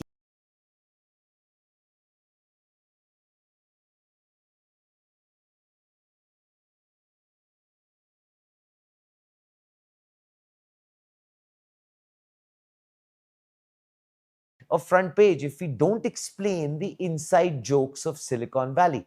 So back in 2017, Sundar jokingly said Google would drop everything to fix the burger emoji after a viral debate about where the cheese should go. Tools for expressing your ideas. With Nano Banana Pro now solving spatial reasoning and image precision, the cheese, the layers, everything. This new burger image is Sundar's quiet flex that Google finally nailed the thing AI struggled with for years. So if you know, you know. Courtesy Balaji Srinivasan. Now, coming back to Nano Banana. It started a few months back at Google's fun, fast image model for edits, memes, and figurines. We have, of course, covered this extensively here on Front Page. Please make sure to check it out if you haven't already. We had also reviewed it for you on Debunked. Please make sure to check that out as well. Now, coming back to Google's latest image model, Nano Banana Pro. Nano Banana Pro is the serious version. It's Gemini 3 Pro image, same reasoning engine, now pointed at visuals. It can pull real-world info from search to ground. So whatever it actually draws, it's built to turn notes, data, recipes, diagrams, and reports into images that actually look usable. So instead of draw a cute banana in space, you can actually say this: create an infographic that explains how solar plus battery storage powers a home with clear labels, graphs, and step-by-step flow. Yep, and you get something that looks like it came from an energy company's marketing team, not a glitchy AI art subreddit. So the point is, why are creators losing their minds? Here's what Nano Banana Pro changes for creators, designers, marketeers, and teachers. Infographics and diagrams on tap. Nano Banana Pro is built for process diagrams, educational explainers, recipe cards, slide-ready visuals, data visualization mockups, because It's grounded in Google search. It can pull real-time info like weather or sports, use factual context for what it draws, not just vibes, turn a written explanation or bullet list into a structured graphic. The biggest headache with AI art till now, beautiful poster, horrific text. Nano Banana Pro goes hard on typography. Handles long paragraphs, not just one-word slogans, works across multiple languages, supports stylized fonts, calligraphy, logos, mockups, keeps the text clean enough to actually read. So let's think of user interface mockups with real button labels, campaign posters with accurate brand taglines, packaging concepts with multilingual copy, social posts that don't look like they were made by a drunk typewriter. Is it perfect? No. But it's good enough that people are genuinely worried about. Very official looking, slightly wrong infographics spreading everywhere, end quote. And that's a real concern. Under the hood, Nano Banana Pro is aimed straight at production quality work, which means 2K native with the ability to export at 4K, built to handle complex compositions, can blend up to, let's say, 14 reference images, keeps up to 5 people consistent across a scene. This matters for storyboards, product shoots, fashion/editorial looks, film frames, comic panels, and you can upload a rough sketch of a product, add a reference mood board, ask for a cinematic, photorealistic render, and keep the same character or object consistent from shot to shot. So what does that mean for brands? Consistent faces, consistent style, consistent identity at AI speed. This isn't just one prompt, one surprise. Nope. Nano Banana Pro gives you director level control. Change camera angles. So basically a top shot, a close up, a point of view, adjust depth of field, foreground versus background focus, transform lighting, day to night, dramatic chiaroscuro, bokeh, studio, swap aspect ratios for reels, thumbnails, print or slides. Then we come to localized editing. Tweak just one part of the image without breaking the rest. So you can, well, keep this exact character, same pose, same clothes, change the angle to a bird's eye view. Fascinating. Turn it into a 9:16 ratio shot for vertical video. Make it nighttime with neon reflections. In other words, as AI developer advocate Ashutosh Srivastava said, that the character consistency is next level, end quote. That's pre-wiz, storyboarding and ad comps on a weeknight. What's interesting is Google is pushing Nano Banana Pro across the stack. So everyday users and students will be able to use the Gemini app, which means under create images with the thinking model. Free users, small quota, then back to original Nano Banana. Plus/Pro/Ultra will get higher limits, better access. As far as the professionals, Google Ads leads to for ad creatives and variations. Google Slides and Vids, product design mockups, Vertex AI, slides, scale this, storyboards, pitch imagery, Flow, which will basically translate to Google's AI filmmaking tool for frame level control developers and enterprises, Gemini API and Google AI. Studio Anti-Gravity, which gives UX layouts and product design mockups. Vertex AI, scale this across campaigns, products, or internal tools. So basically, if your workflow is inside Google's world, Nano Banana Pro is about to very quietly move in. And even Varun Mohan, founder of Windsurf, now inside Google DeepMind, chimed in, saying Nano Banana Pro is a complete reinvention of the design workflow. In his words, and here they are, we are incrementally rolling out Nano Banana Pro to anti-gravity. It's a step change in image generation and transforms the entire design process with increased quality, end quote. Researcher at Microsoft, Aditya SK, sharing his favorite use case, said that Nano Banana Pro just changed the entire game for ancient manuscript OCR, end quote. He said that until now, people had to rely on messy scans, huge data sets, and expensive manual annotations. But now, you can actually generate high-quality synthetic ground truth in ancient styles with almost no effort. Google knows exactly what everyone is scared of, which is this. Was this generated by Google AI? Flooding the internet, masquerading as facts. So, they're doing megawatt things. First, invisible watermarking with Synth ID. Every Nano Banana Pro image gets a hidden digital marker. You can upload an image to the Gemini app and ask, was this generated by Google AI? Visible Gemini mark for most users, which is free and pro tiers, get a small visible watermark, the Gemini Sparkle. Makes it easier to spot AI images at a glance.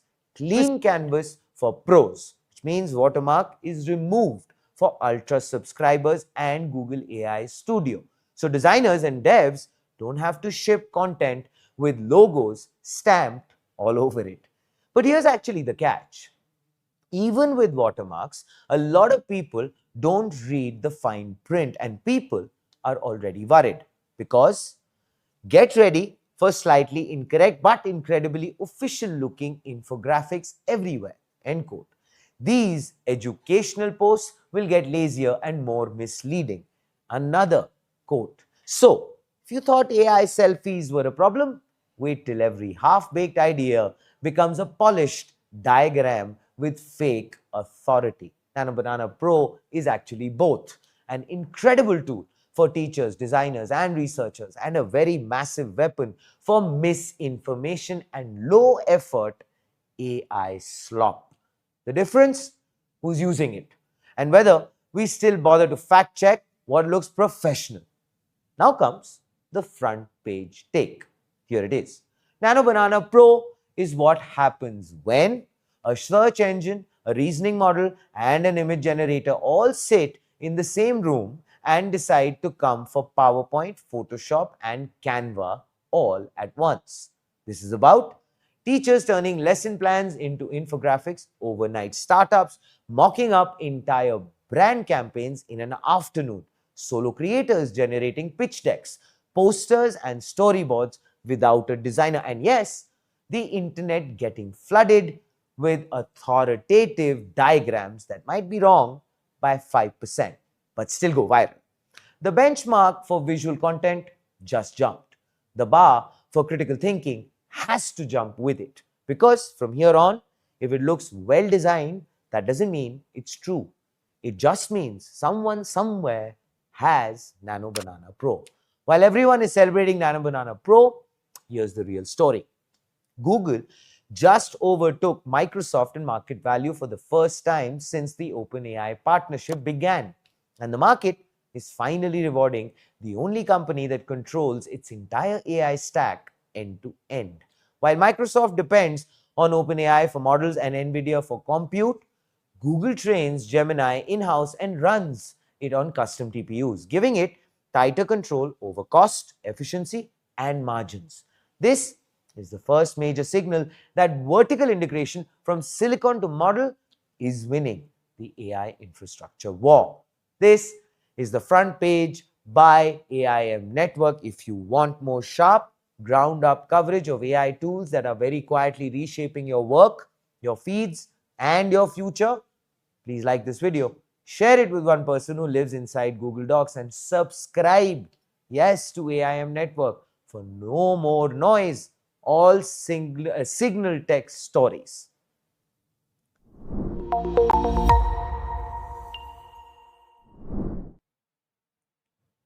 Good evening and welcome to Front Page by AIM Network, India's video first tech newsroom where global defense stories break first. Tonight's update comes with both pride and pain, because even as India solidifies its position in the global fighter jet market, we also lost one of our own today. An HAL-built Tejas fighter jet, India's indigenous 4.5 generation platform, crashed during an aerial display at the Dubai Air Show this afternoon. The pilot, God rest his soul, and all our empathies with the family, did not survive. The IAF has ordered a court of inquiry. Eyewitnesses' accounts indicate the aircraft failed to recover from a negative G-turn around 2:10 p.m. local time. This is in the only second Tejas crash in 24 years, and it comes at a time when India has just placed orders for 97 more Tejas Mk-1A fighters and is pitching the aircraft aggressively for export. It's actually a very hard moment for the IAF, HAL, and everyone who has worked on India's indigenous fighter program. And yet, on the very same day, another major defense development is unfolding. Armenia is now finalizing a $3 billion agreement to buy 8 to 12 Indian-built Su-30 MKI fighter jets, one of the largest defense exports in India's history. Deliveries are expected between 2027 and 2029. So let's be clear. Armenia is entering a region dominated by Russia and Turkey, and it is choosing India. The timing matters. Just weeks after Azerbaijan bought 40 JF-17C Block 3 jets from Pakistan, Armenia is responding with a platform that is on a very different level entirely. The export variant may include Uttam AESA radar, Astra BVR missiles, Indian EW suite, super maneuverability, deep strike capability. This would make it one of the most advanced Su-30 variants ever exported globally. At the Dubai Air Show, the same event where Tejas crashed, Russia made its most dramatic defense offer in years. Rostec, Rosso-Boron Export, and UAC officials told ANI, whatever India requires, we are here to support, end quote. All Indian demands for the Su-57 are completely acceptable, end quote. This includes full airframe technology, and of course, this was before the air crash took place, as I was just told by my producer. This information was declared right before the crash took place, because I believe that was a devastating moment. Carrying on. Full airframe technology, engine tech, AESA radar, AI flight systems, optics and avionics, stealth and low observable tech advanced air weapons, a two-seat FGFA variant, a pathway to shift production to India. This is the most unrestricted fifth-generation technology transfer Russia has ever offered any country. And it actually comes just weeks before President Putin's visit to India. Even as India actually mourns today's Tejas loss, two realities are clearer than ever. First one, India is no longer just a defense buyer. India is now a supplier of frontline combat aircraft to foreign air forces. Number two, India is now being courted very aggressively for fifth-generation co-development. Russia wants India in the Su-57 program. Armenia wants India's Su-30 MKI. Southeast Asia and Africa are next in line. India is becoming a center of gravity in global defense manufacturing. And here comes the front page take in conclusion. Today reminds us of two sides of India's defense story: the cost of building and operating complex fighters like Tejas, and the confidence the world now places in Indian-built jets and Indian aerospace capability. Armenia choosing India means Russia offering full Su-57 tech transfer, a Tejas loss reminding us how difficult this journey really is. This is a new defense triangle forming around India, and India sits at the center of it all. Please do let us know what you think in the comments below.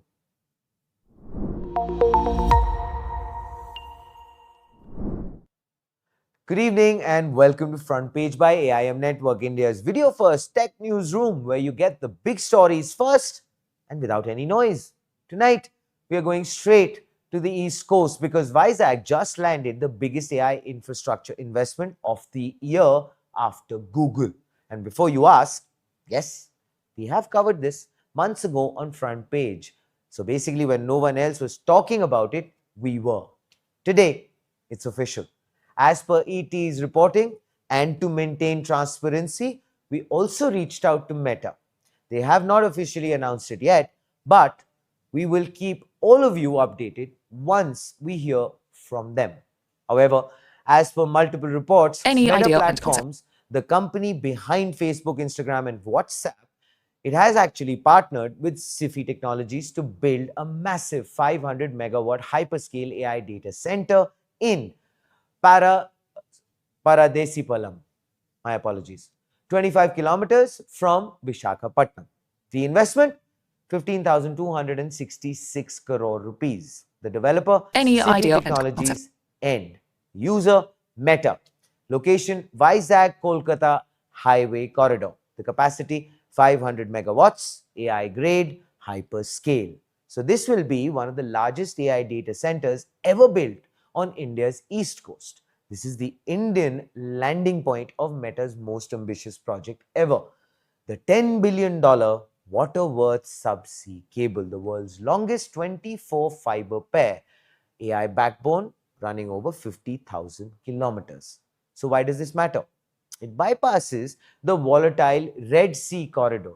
It creates a new US, India, Brazil, South Africa AI route. It brings 1 PBPS, which is a petabyte per second of capacity, and it transforms Vizag into India's second AI coastline. Meta will land Waterworths directly at SIFI's Vizag landing station. Exactly what we actually reported earlier on Front Page. One of the reasons why you should subscribe to Front Page and the AIM network. Anyway, coming back to Vizag. Today's announcement confirms it. So for decades, Mumbai was India's only subsea hub.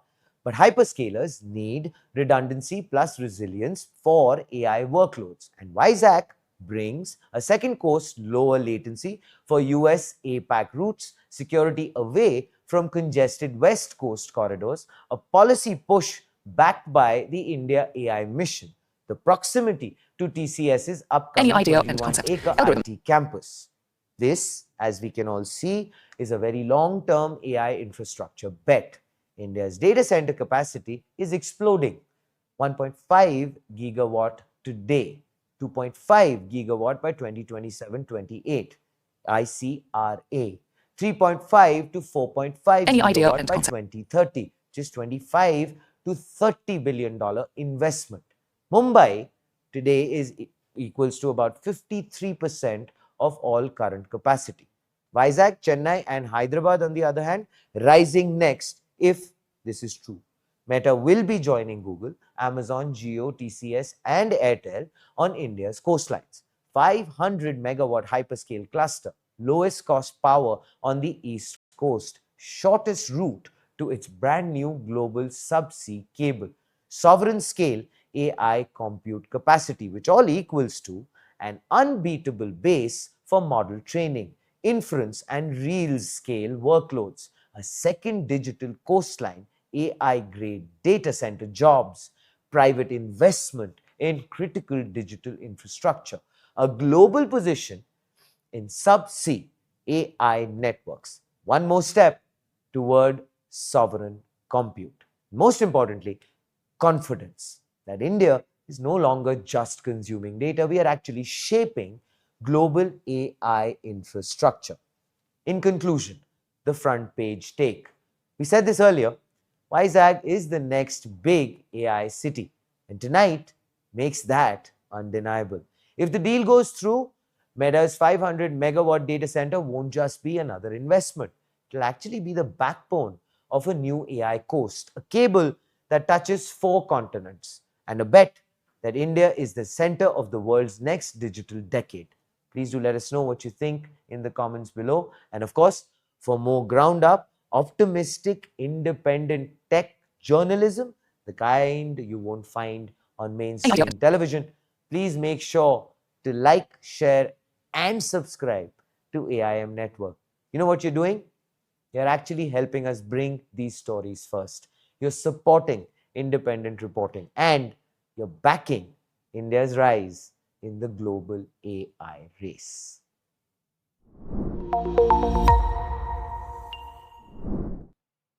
Good evening and welcome to Front Page by AIM Network, India's video-first tech newsroom, where we break down the biggest stories shaping the world's AI cloud and digital future. Tonight, we are going from CPUs and GPUs to gigawatt-scale AI data centers. TCS and global asset management giant TPG are jointly injecting $2 billion into TCS's new subsidiary, Hypervault, the platform that will build over 1 gigawatt of AI-ready data center capacity across India. I was just letting that sink in. A gigawatt, that's the scale at which hyperscalers like Microsoft, Amazon, and Meta operate globally. This deal gives TCS access to TPG's deep capital pool, global hyperscale expertise, and high-velocity infrastructure financing models. In return, TPG gets a front-row seat to India's exploding AI compute economy, a market expected to cross $40 billion within this decade. $1 billion equity secured from TPG. The total commitment, 18,000 crore rupees. TPG ownership, 27.5% to 49%. Hypervault to be funded via TCS plus TPG plus debt. India's data center landscape is exploding. 1.5 gigawatts today, 10 plus gigawatts by 2030, the industry estimates, of course. $94 billion invested since 2019. AI is pushing compute to the limits. Model training, inference, safety systems, co-pilots, agents, recommendation engines. And TCS wants to own the ground layer of that stack. Hypervault will deliver liquid-cooled AI racks, high-density compute floors, energy-efficient power systems, direct links to all major cloud regions, purpose-built clusters for hyperscalers, plus AI labs. This is exactly what OpenAI, Meta, Google, and Amazon require to scale their next generation of models and agents inside India. N. Chandrasekharan said it very, very clearly. We are building large GW scale AI data centers. TPG strengthens our partnerships with hyperscalers and AI companies. End quote. As far as the translation of that is concerned, here it is. TCS wants global capital, global credibility, and global hyperscaler access at hyperscaler speed. TPG's Jim Coulter added, data centers sit at the intersection of green energy, real estate, and technology. End quote. Looking for the translation? Here it is. AI infrastructure is now the most valuable asset class in emerging markets, and India is the epicenter. This move comes at a moment when global GPU shortages are tightening. AI models are doubling in complexity every 6 to 9 months. Enterprises are scrambling for compute access. Governments are emphasizing sovereign AI infrastructure.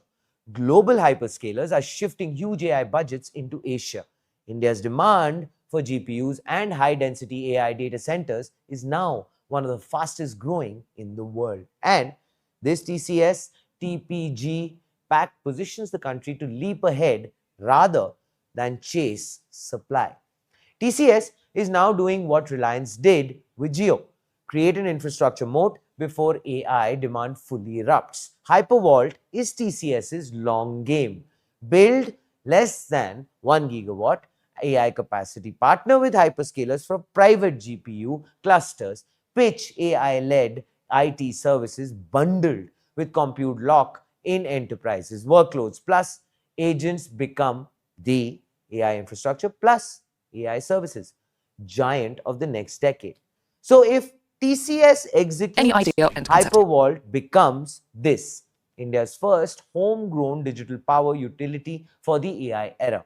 The joint plan includes multi-city AI data center parks, energy-efficient liquid cooling architectures, renewable-powered gigawatt-scale compute campuses, industry cloud zones for finance, retail, healthcare, and manufacturing.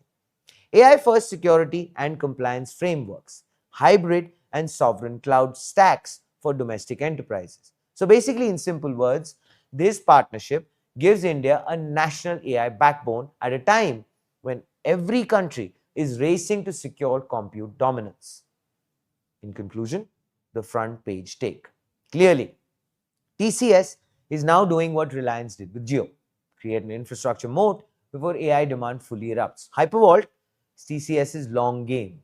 Build less than 1 gigawatt AI capacity, partner with hyperscalers for private GPU clusters, pitch AI-led IT services bundled with compute, lock in enterprise workloads. Plus, agents become the AI infrastructure plus AI services giant of the next decade if TCS executes. Hypervault becomes then India's first homegrown digital power utility for the AI era. All we need to know is, what do you think? And please do let us know in the comments below.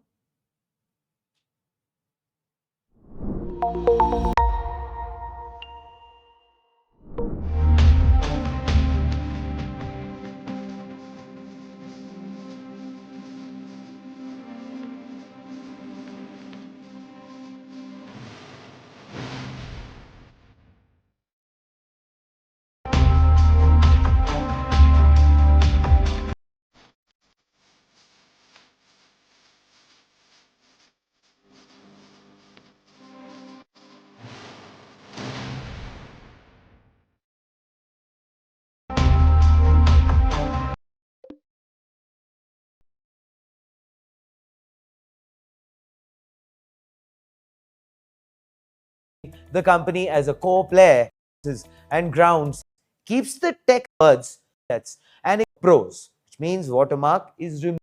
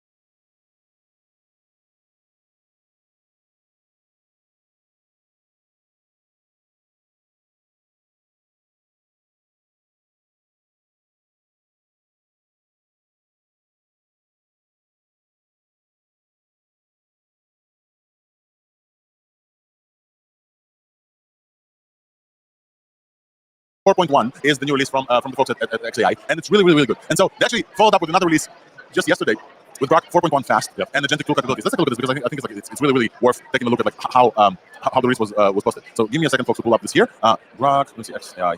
I'll pull up the kind of official thing. It's easier. Yeah. I will ask this before, folks. Do you guys use Grok at all for anything? And if not, why not? I'll go first. Go ahead. Yeah. Go ahead. Yeah, I tried it today, and I must say that the search, the X search is great. It can also search Reddit, by the way, which many other models refuse to do. It just search Reddit out of the loop. But the results, at least that I got, were good, but just not mind-blowing as you think you would get when you see the benchmarks. Yeah. So I will highlight kind of the releases. So again, two models, Grok 4.1, which is kind of the main one. They did a thing that I didn't appreciate. I think I called it out like last time because they just kind of updated it in place on the Grok thing, and then they just showed that like people prefer the previous Grok. I like checkpoints. I like to be able to know which model I'm talking about, but like you get 64% win rate against the previous one. I think we kind of covered this already a little bit. And then for one day, Grok 4.1, which is a 0.1 release, not a full like 0.5 release or like a 3 release from Gemini. It topped Marina at 1400 elo score. So 1483 for Grok 4.1 thinking and 1465 for Grok 4.1, which is basically the top of Marina for a day. Because then Gemini came out with the first, I think, 1500 above elo score, and Gemini 3 just kind of dominated this. I haven't seen GPT 5.1 Pro Max. Codex Max. Pro Max is the iPhones, right? Are you getting confused? What's going on? Yeah, I haven't seen the GPT 5.1. Should we call this Pro Max? I think it's going to be like Codex Max or the Pro on this. But then also, shout out to our friend Sam Peach, EQBench, and creative writing are almost the top of the charts on Grok. Wow. But I think that this is not the whole story of Grok. And I want to pull out kind of the actual tweet because Grok 4.1 fast, this is the one that most people can use an API. I don't know if you guys used it already or not. We don't. This was released 18 hours ago, folks. So we are breaking new ground, breaking news here. 4.1 fast and agent tools API. I honestly haven't had a chance to play with this yet as well. Basically, their best tooling model with 2 million context window. 2 million, yes. I mean, I'm so curious what the effective number is, though, because we all know with Sonnet 4.5, it's supposed to be a million, but really it's 200 to 300K. Yep. So, I mean, what if it's a million that's effective on Grok 4.1? I actually want to see if they posted the notes about the ruler benchmark I think they use for this. And do we know the cost? Yes, we're going to take a look at this. 2 million. Agent tools API, which gives agents access to real-time X data, web search, remote code execution, and more. This one, Ryan, I want you to see this because the folks on stage are seeing this. This is the Tau bench. This is a agentic independent evaluation from artificial analysis. Grok 4.1 fast is an insane performance here. With a very cheap total cost of $5.55 and overall accuracy of 93%, which beats Gemini 3 Pro that just released. And 10x is the price for $5 versus $57, and the accuracy is also higher. Beats GPT 5.1, beats 4.5 Sonnet, and beats the previous Grok 4 fast. Yeah, significant. Can you summarize Tau bench? Like, how does it work, basically? No, but we can take a look. T2 bench. I can summarize it. Yeah, go ahead. So there's multiple sections. There's an airline section and a retail section, and it's meant to be a agentic, somewhat computer use, but kind of a multi-hop reasoning agentic benchmark for doing things like acting as an employee that would help book airline tickets, or doing things that would be similar as like customer service for a retail environment, and simulated things like that. Got it. That's super cool. Thank you, LJ. And then the performance on this is like absolutely crazy. State-of-the-art tool calling. So we talked about the Gorilla benchmark. Nissan, I think, left already. LJ, but like, we talked about Gorilla a bunch of times. The Berkeley function calling V4 benchmark. Basically, the ability to like use a bunch of tools at the same time, anonymous for over a long time horizon. This is also an insane chart. Gemini 3 Pro, which just released again, is around, the total cost of this is like $234 with 63% accuracy. Grok 4 fast reasoning is what, like 10x the price. It's almost hard to believe. 10x cheaper with 69% accuracy. So the accuracy is really, really high.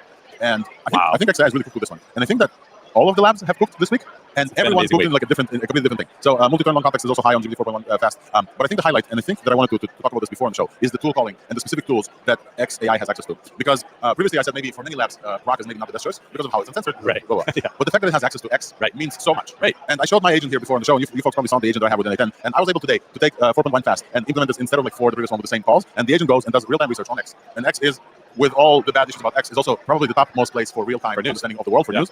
And just the amount of stuff that the Grok can deliver based on this tool calling is just absolutely incredible. Yeah, and this is very exciting. Like, if this pans out to be real, I mean, I think all of us that are building agents are going to have to take it seriously. Yeah, and I think you guys just now have access to an API. I haven't done testing for it yet, but definitely something that I plan to do after the show and like show give it a try.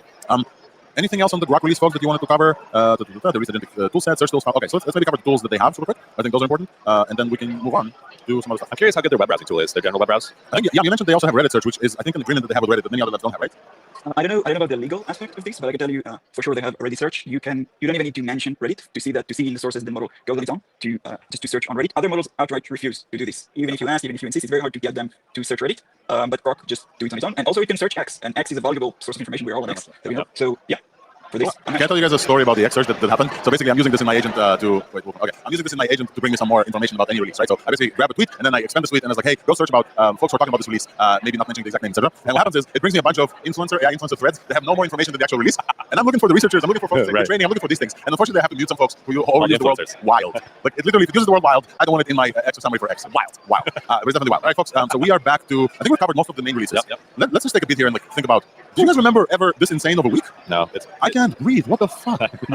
Every major lab, and we haven't even covered meta yet, and we're going to talk about SAM 3 and 3D in a second. And Google decided to say, hey, we know how this game is played, so we're going to announce something. It's going to leak. All of those people were going to leak this. OpenAI is going to release something before or after to try to capture the media attention. And then we're going to release something again. So they came up today with Gemini, with Nano Pro, which was insane. Also, we're going to take a look at this as well. And it's busy. It's busy. And we all have to build on top of this stuff. What did you all think accelerating means? Yes. If not that, what did you all think it means? Wolfman's wearing his Christmas hat because this is the AI Christmas. Although I think that the actual AI Christmas is coming soon as well. So I think that we're going to have that as well. All right, folks, what's next on our agenda? Short this week's buzz. Let me a word from our sponsor super quick, and then we're going to talk about, don't go anywhere because we're going to talk about SAM, second anything free. We're going to show you a visual example of this, and we're going to play with Nano as well. So don't go anywhere. We're going to do this week's buzz super quick. And we're getting a hello from Michigan, USA from Blank. What's up, Blank from Michigan, USA? Welcome to the live show. All right, this week's buzz, and we're back to it. This week's buzz, we tell you all about weights and biases. Weights and biases. All righty. All right. Can I get myself? Oh, there we go. Give me just one second. Mark, can I get camera? All right, folks, welcome to this week's buzz. My name is Welcome to the with Weights and Biases, who is the sole sponsor of Thursday AI podcast. And as always, we release a bunch of stuff every week. And I think I already told you about Merimo Notebooks. Merimo Notebooks is a company that CoreWeave acquired kind of like under the Weights and Biases umbrella. And this week, Merimo had an update, so I wanted to briefly tell you about this update as well. Give me just one second to pull this up. So Merimo is a company that builds AI Python notebooks for AI specifically. They're executable as scripts. You can deploy them as apps, and you can version them with Git. These are like the three things that Python notebooks don't usually have. And Merimo is kind of the future Python notebook. So shout out to Merimo for this announcement. And for this week, the update is we have a native VS Code and cursor extensions with reactive notebooks and a UV-powered reproducible environment. If you've done any Python development and you haven't switched to UV, you know that you're not going to make it basically. Virtual Env and all those folks are not the place. UV is how to live your life as a Python developer. And Merimo brings a native integration into cursor VS Code and also UV. So this is kind of like this is your small update from us. I can see if I can show you. No, I can show you this in this video, but it's very easy to install. You just install it from the Chrome extension notebook. You open a notebook and then all tutorial integrations right there, and it's really cool. And then also there's a native VS Code GitHub Copilot working inside the notebook. If you ever try to do a Python notebook, you know that until like cursor brings the support for this, the AIs they lose their shit. They don't know which cell to execute. They don't know if the cell's executable. They try to do the diff tool doesn't work. Like it's a mess. Yeah. So this is a really big deal for somebody who wants to like use notebooks, smart notebooks like Marimo, but also like, work with AI. So this is a shout out for Marimo team. If you are here at the AI Engineer give me one second. If you're here at the Engineer, we with the Marimo folks will join us on the booth. Speaking of, let me just turn around so you see the logo of Weights and Biases, representing Weights and Biases. We are here at the Engineer. We're a gold sponsor of this event. Gold sponsor of the Engineer event. If you are listening to this while you're here at the Engineer, I don't know why you should. There's so many talks going around, but if you're here or if you're joining tomorrow, please come join us at our booth. We have a RoboDog. We have a thing here somewhere that you can win. A $4,000 worth of RoboDog that you can win just by implementing our implementation tracking and validation software. So definitely come check us out. And if you're not here at the Engineer, we will probably do an online hackathon very soon. So stay tuned for that. So shout out to Weights and Biases. And this has been this week's buzz. Let's go back and play with some tools. This week's buzz, we tell you all about weights and biases. Weights and biases. Alrighty, can we bring Ryan back? Give me a second. Let me see if I can control. All right, folks, what is the next important thing that we have to talk about? I think everybody's interested in Nano, right? Let's do it. It's visual. It's fun. Let's do the visual stuff. At the end of the podcast, we're almost 2 hours in. Wolfram, how are we doing? How much of a score would you give us in terms of covering everything? Yam is checking Red Bull. It's amazing that we covered so much. Yes, including 3 guests on the show. We haven't given you like all the details like we usually do, and we haven't covered any open source LBJ, right? So, while you were gone, we covered the Olmo release. Oh, amazing. That's great. I didn't even notice how long I was gone for because it was a while. Okay, folks, in breaking news from this morning, Gemini decided to not just wait around, right? So you can see. Let me switch seats. Hold on. Come on over. Come on over. There we go. All right. There we go. What's up, Ryan? Folks can see me and Ryan biting up. I'm not going to share headphones with you, just because that's too much. Yeah, but we're now you can see the screen. We can do like the actual presentation. Nice. There we go. Hopefully, you guys can hear me well still on this new mic. And let's do some Nano Banana stuff. So Nano Banana Pro was released in I'll say I got a little bit of a.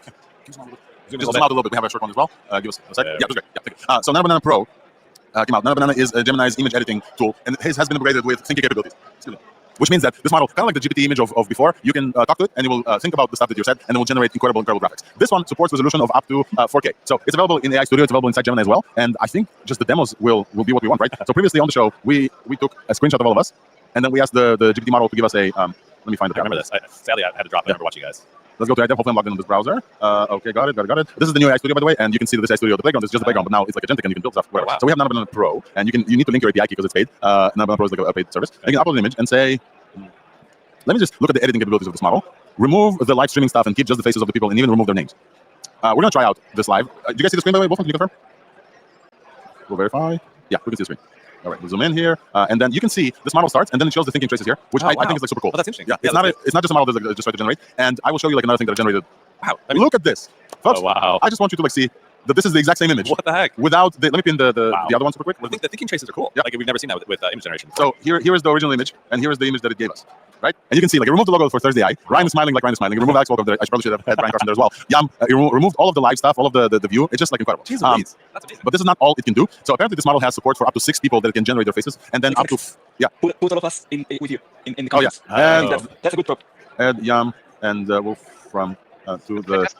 If we do guess like that, and it's just pasted the people on top. So if it does it very well, that would be a cool advancement. It might be a good test to ask it to add LDJ in there too and see what it does. Yeah, I want to see We'll add LDJ in a second. So folks who are just listening, basically it's a picture of a 4x4 square of all of us, me and Ryan sitting on the top right square. And the prompt that I gave it is not a simple prompt from really image models. I said add Yum and Wolfram to the rectangle with Ryan and Alex, and hopefully this will work. Let's see the thinking traces. All right. Oh, it added Yum, but not Wolfram. So it says I'm currently working on combining different panels to create a single image. My initial thought to use image 1, blah blah blah.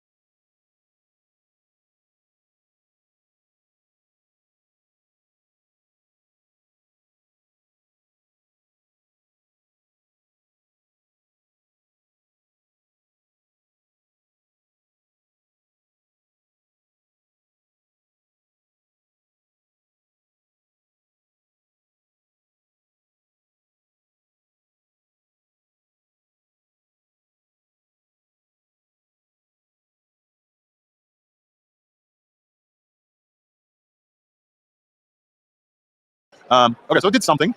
It took Yum and it added Yum with us, and this kind of works, but it did not. It's not bad. But it also replaced LDJ with another image of us, but also Wolfram is kind of like working in the face. Wolfram doesn't like you. Yeah, and this is the resolution is 1K. One other thing that this does, let's actually try something else. It has access to Google search.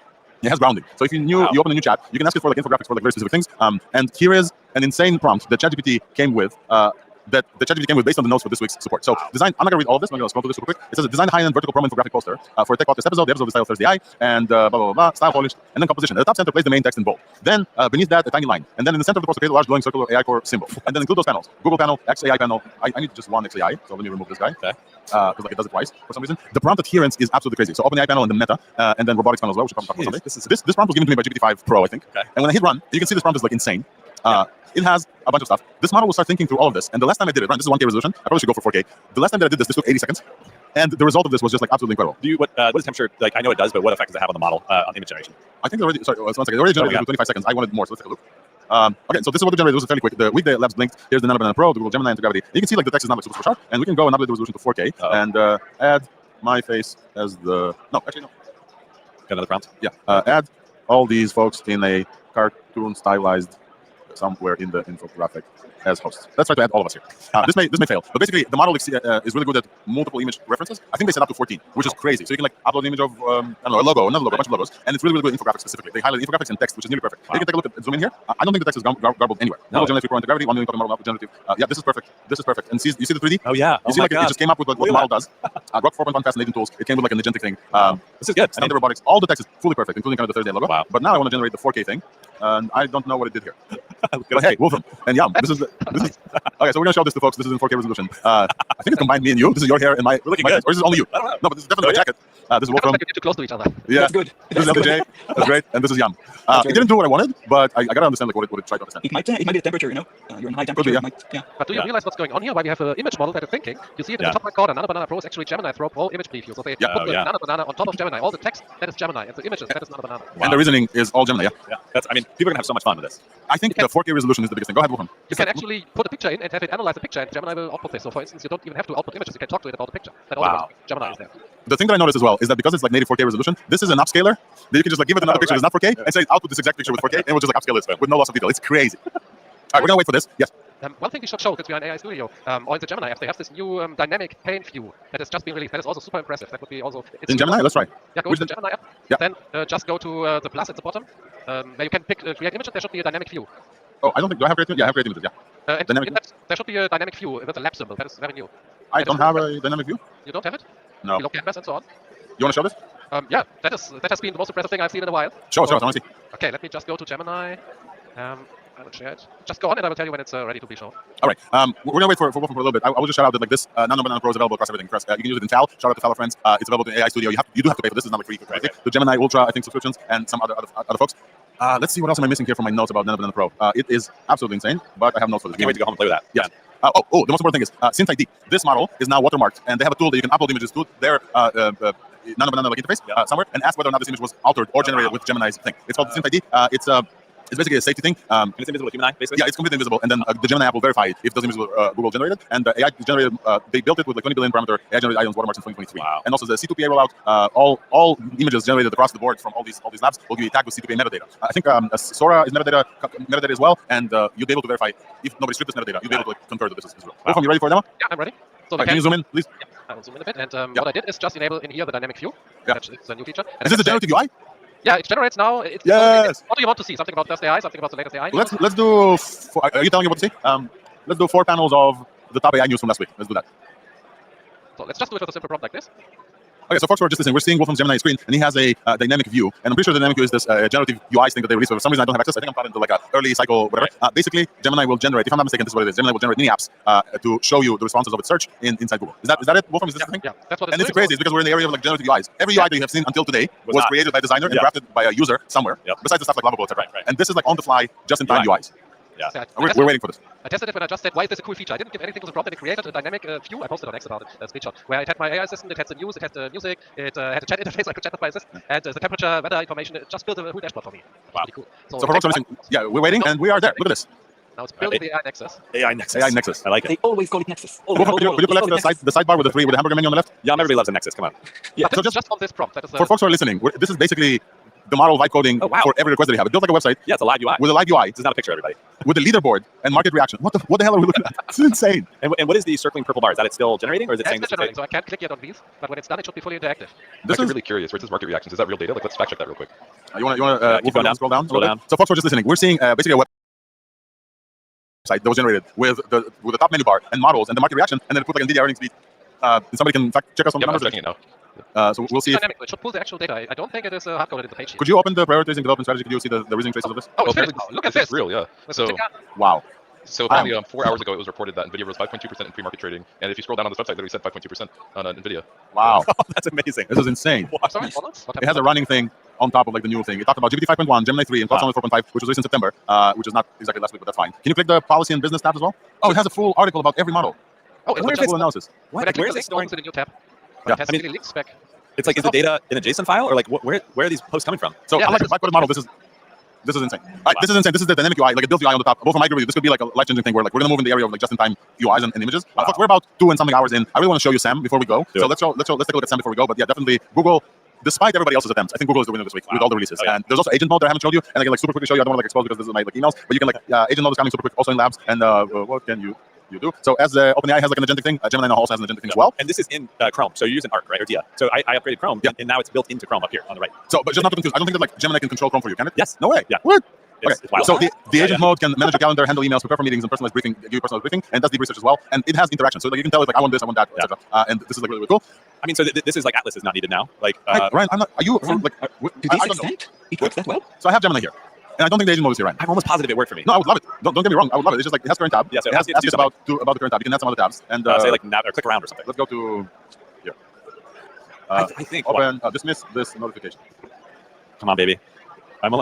Unless I'm just lacking sleep and I was imagining it. Dismiss? No, it doesn't know what to do. And the gravity uses a Chrome extension. Yes, anti-gravity extension. Yeah, all right. You can run. I'm gonna go find it. And I'll prove it. Okay, fine. I would love that, like, to know that Google stepped into agentic browser, but I don't think I have seen it yet. Folks, right. The last thing that I want to show is where are we? We're here. We're gonna go to X because that's where everything is. We're gonna try to find your profile picture is hilarious. Thank you. We're gonna try to find segment anything model SAM 3 and 3D. And Sam often shows up. Okay, hopefully you guys can see my screen. So here's the extent of how good this model is. There's a viral video from Sora that cat is playing like different instruments on the porch, and then the woman comes out and says, "Don't play this." They just segmented the cat, and you can see how insane this is because like this is an AI-generated video fully, and only the cat is segmented, and the woman comes out, and you can see the label here, cat playing piano. This is a live text label that people just type. Cat playing the pipes. You can see only the cat. This is insane. That's amazing. Insane. It's so good. Okay, so I want to like show one more example, but I want us to go to the actual playground. Okay, do it. SAM 3 stands for segment anything model, and the playground is absolutely bonkers. And Meta released segment anything model, segment anything model 3D. So let's take a look at playground. Yes, let's go to the playground.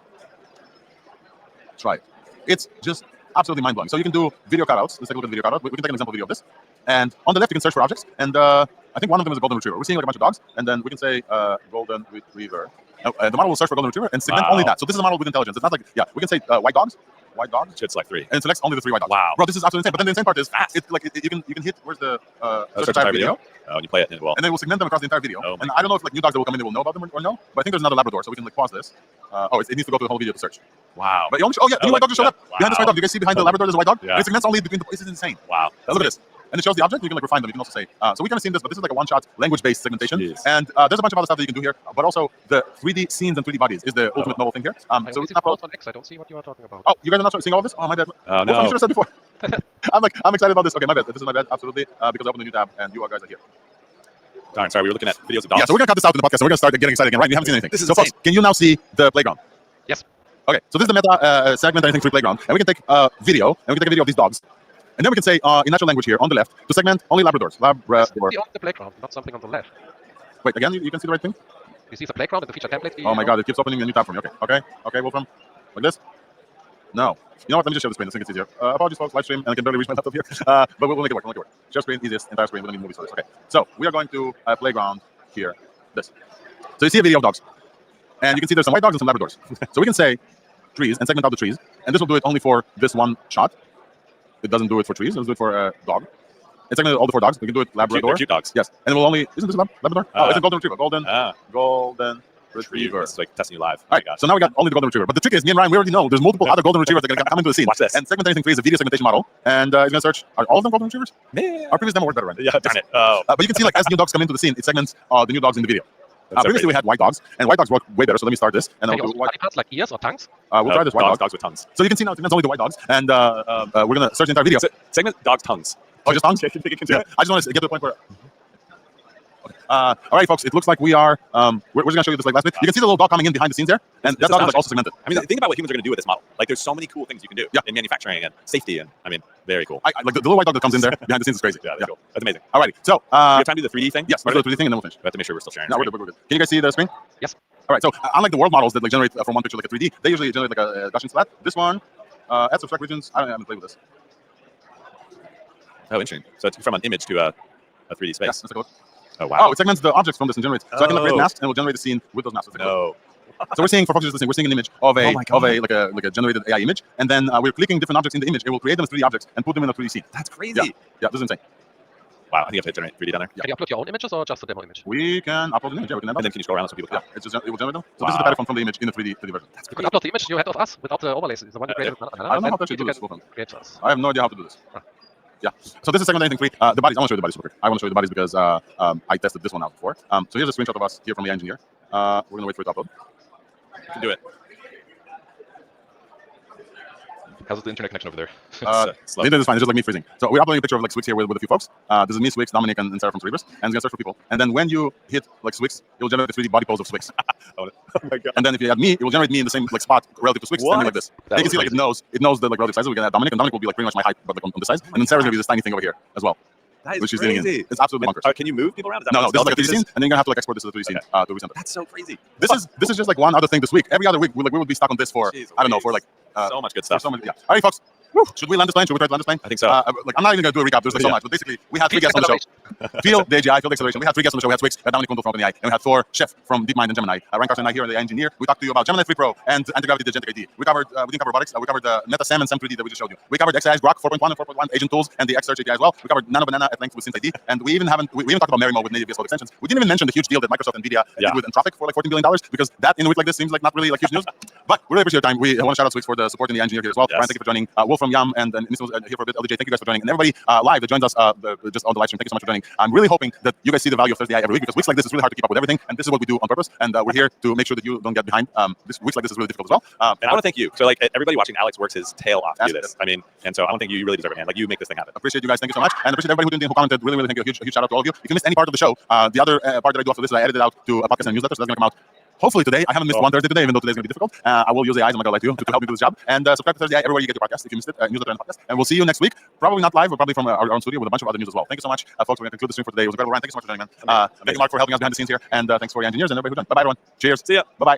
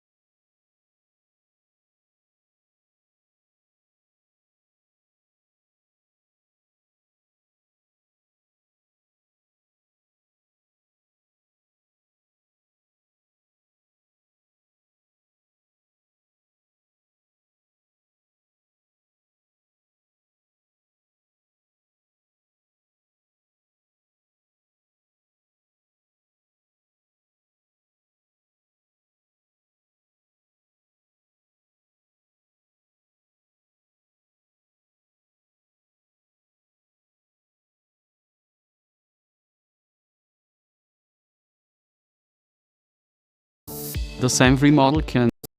Hi, I'm Christoph and I'm a research scientist at Meta. The SAM-free model can now segment all objects with just one concept prompt that can be short text phrases or visual examples. The model has two separate transformers for detection and tracking. The detection task works on an image level or frame based in videos, and it just outputs all object instances on a single image for the specific prompt. And the tracking task has the task of following each individual object throughout the video, and they're coupled together to perform the final task. So when we did this research, we had a certain challenge that we faced. Tracking and detection are fundamentally quite different. For the detection component, the model needs to learn similar or the same representation for different object instances. So if you have one dog and another dog, you need to learn the same dog representation for each dog. However, if you perform tracking in a video, you need to learn different representations for each instance, even if it's the same object category. So one dog needs to have a different representation than another dog, than another dog. So we really leaned into prior research by Meta to build SAM-free. We used the SAM2 model for the tracking component. We used the detection transformer, which was released by Meta, as a base for the detection architecture. And we also use Llama in our data engine as an AI annotation tool. So there are many applications for SAM-free. It can be used as a standalone tool. It can be used, for example, in a multi-modal large language model. Or in the Instagram Edits app, you can use SAM-free to segment people, objects, and then put fun effects on top of these segmentations. We believe SAM-free will be an important milestone in the AI field and hope that the research community keeps building innovative solutions on top of it.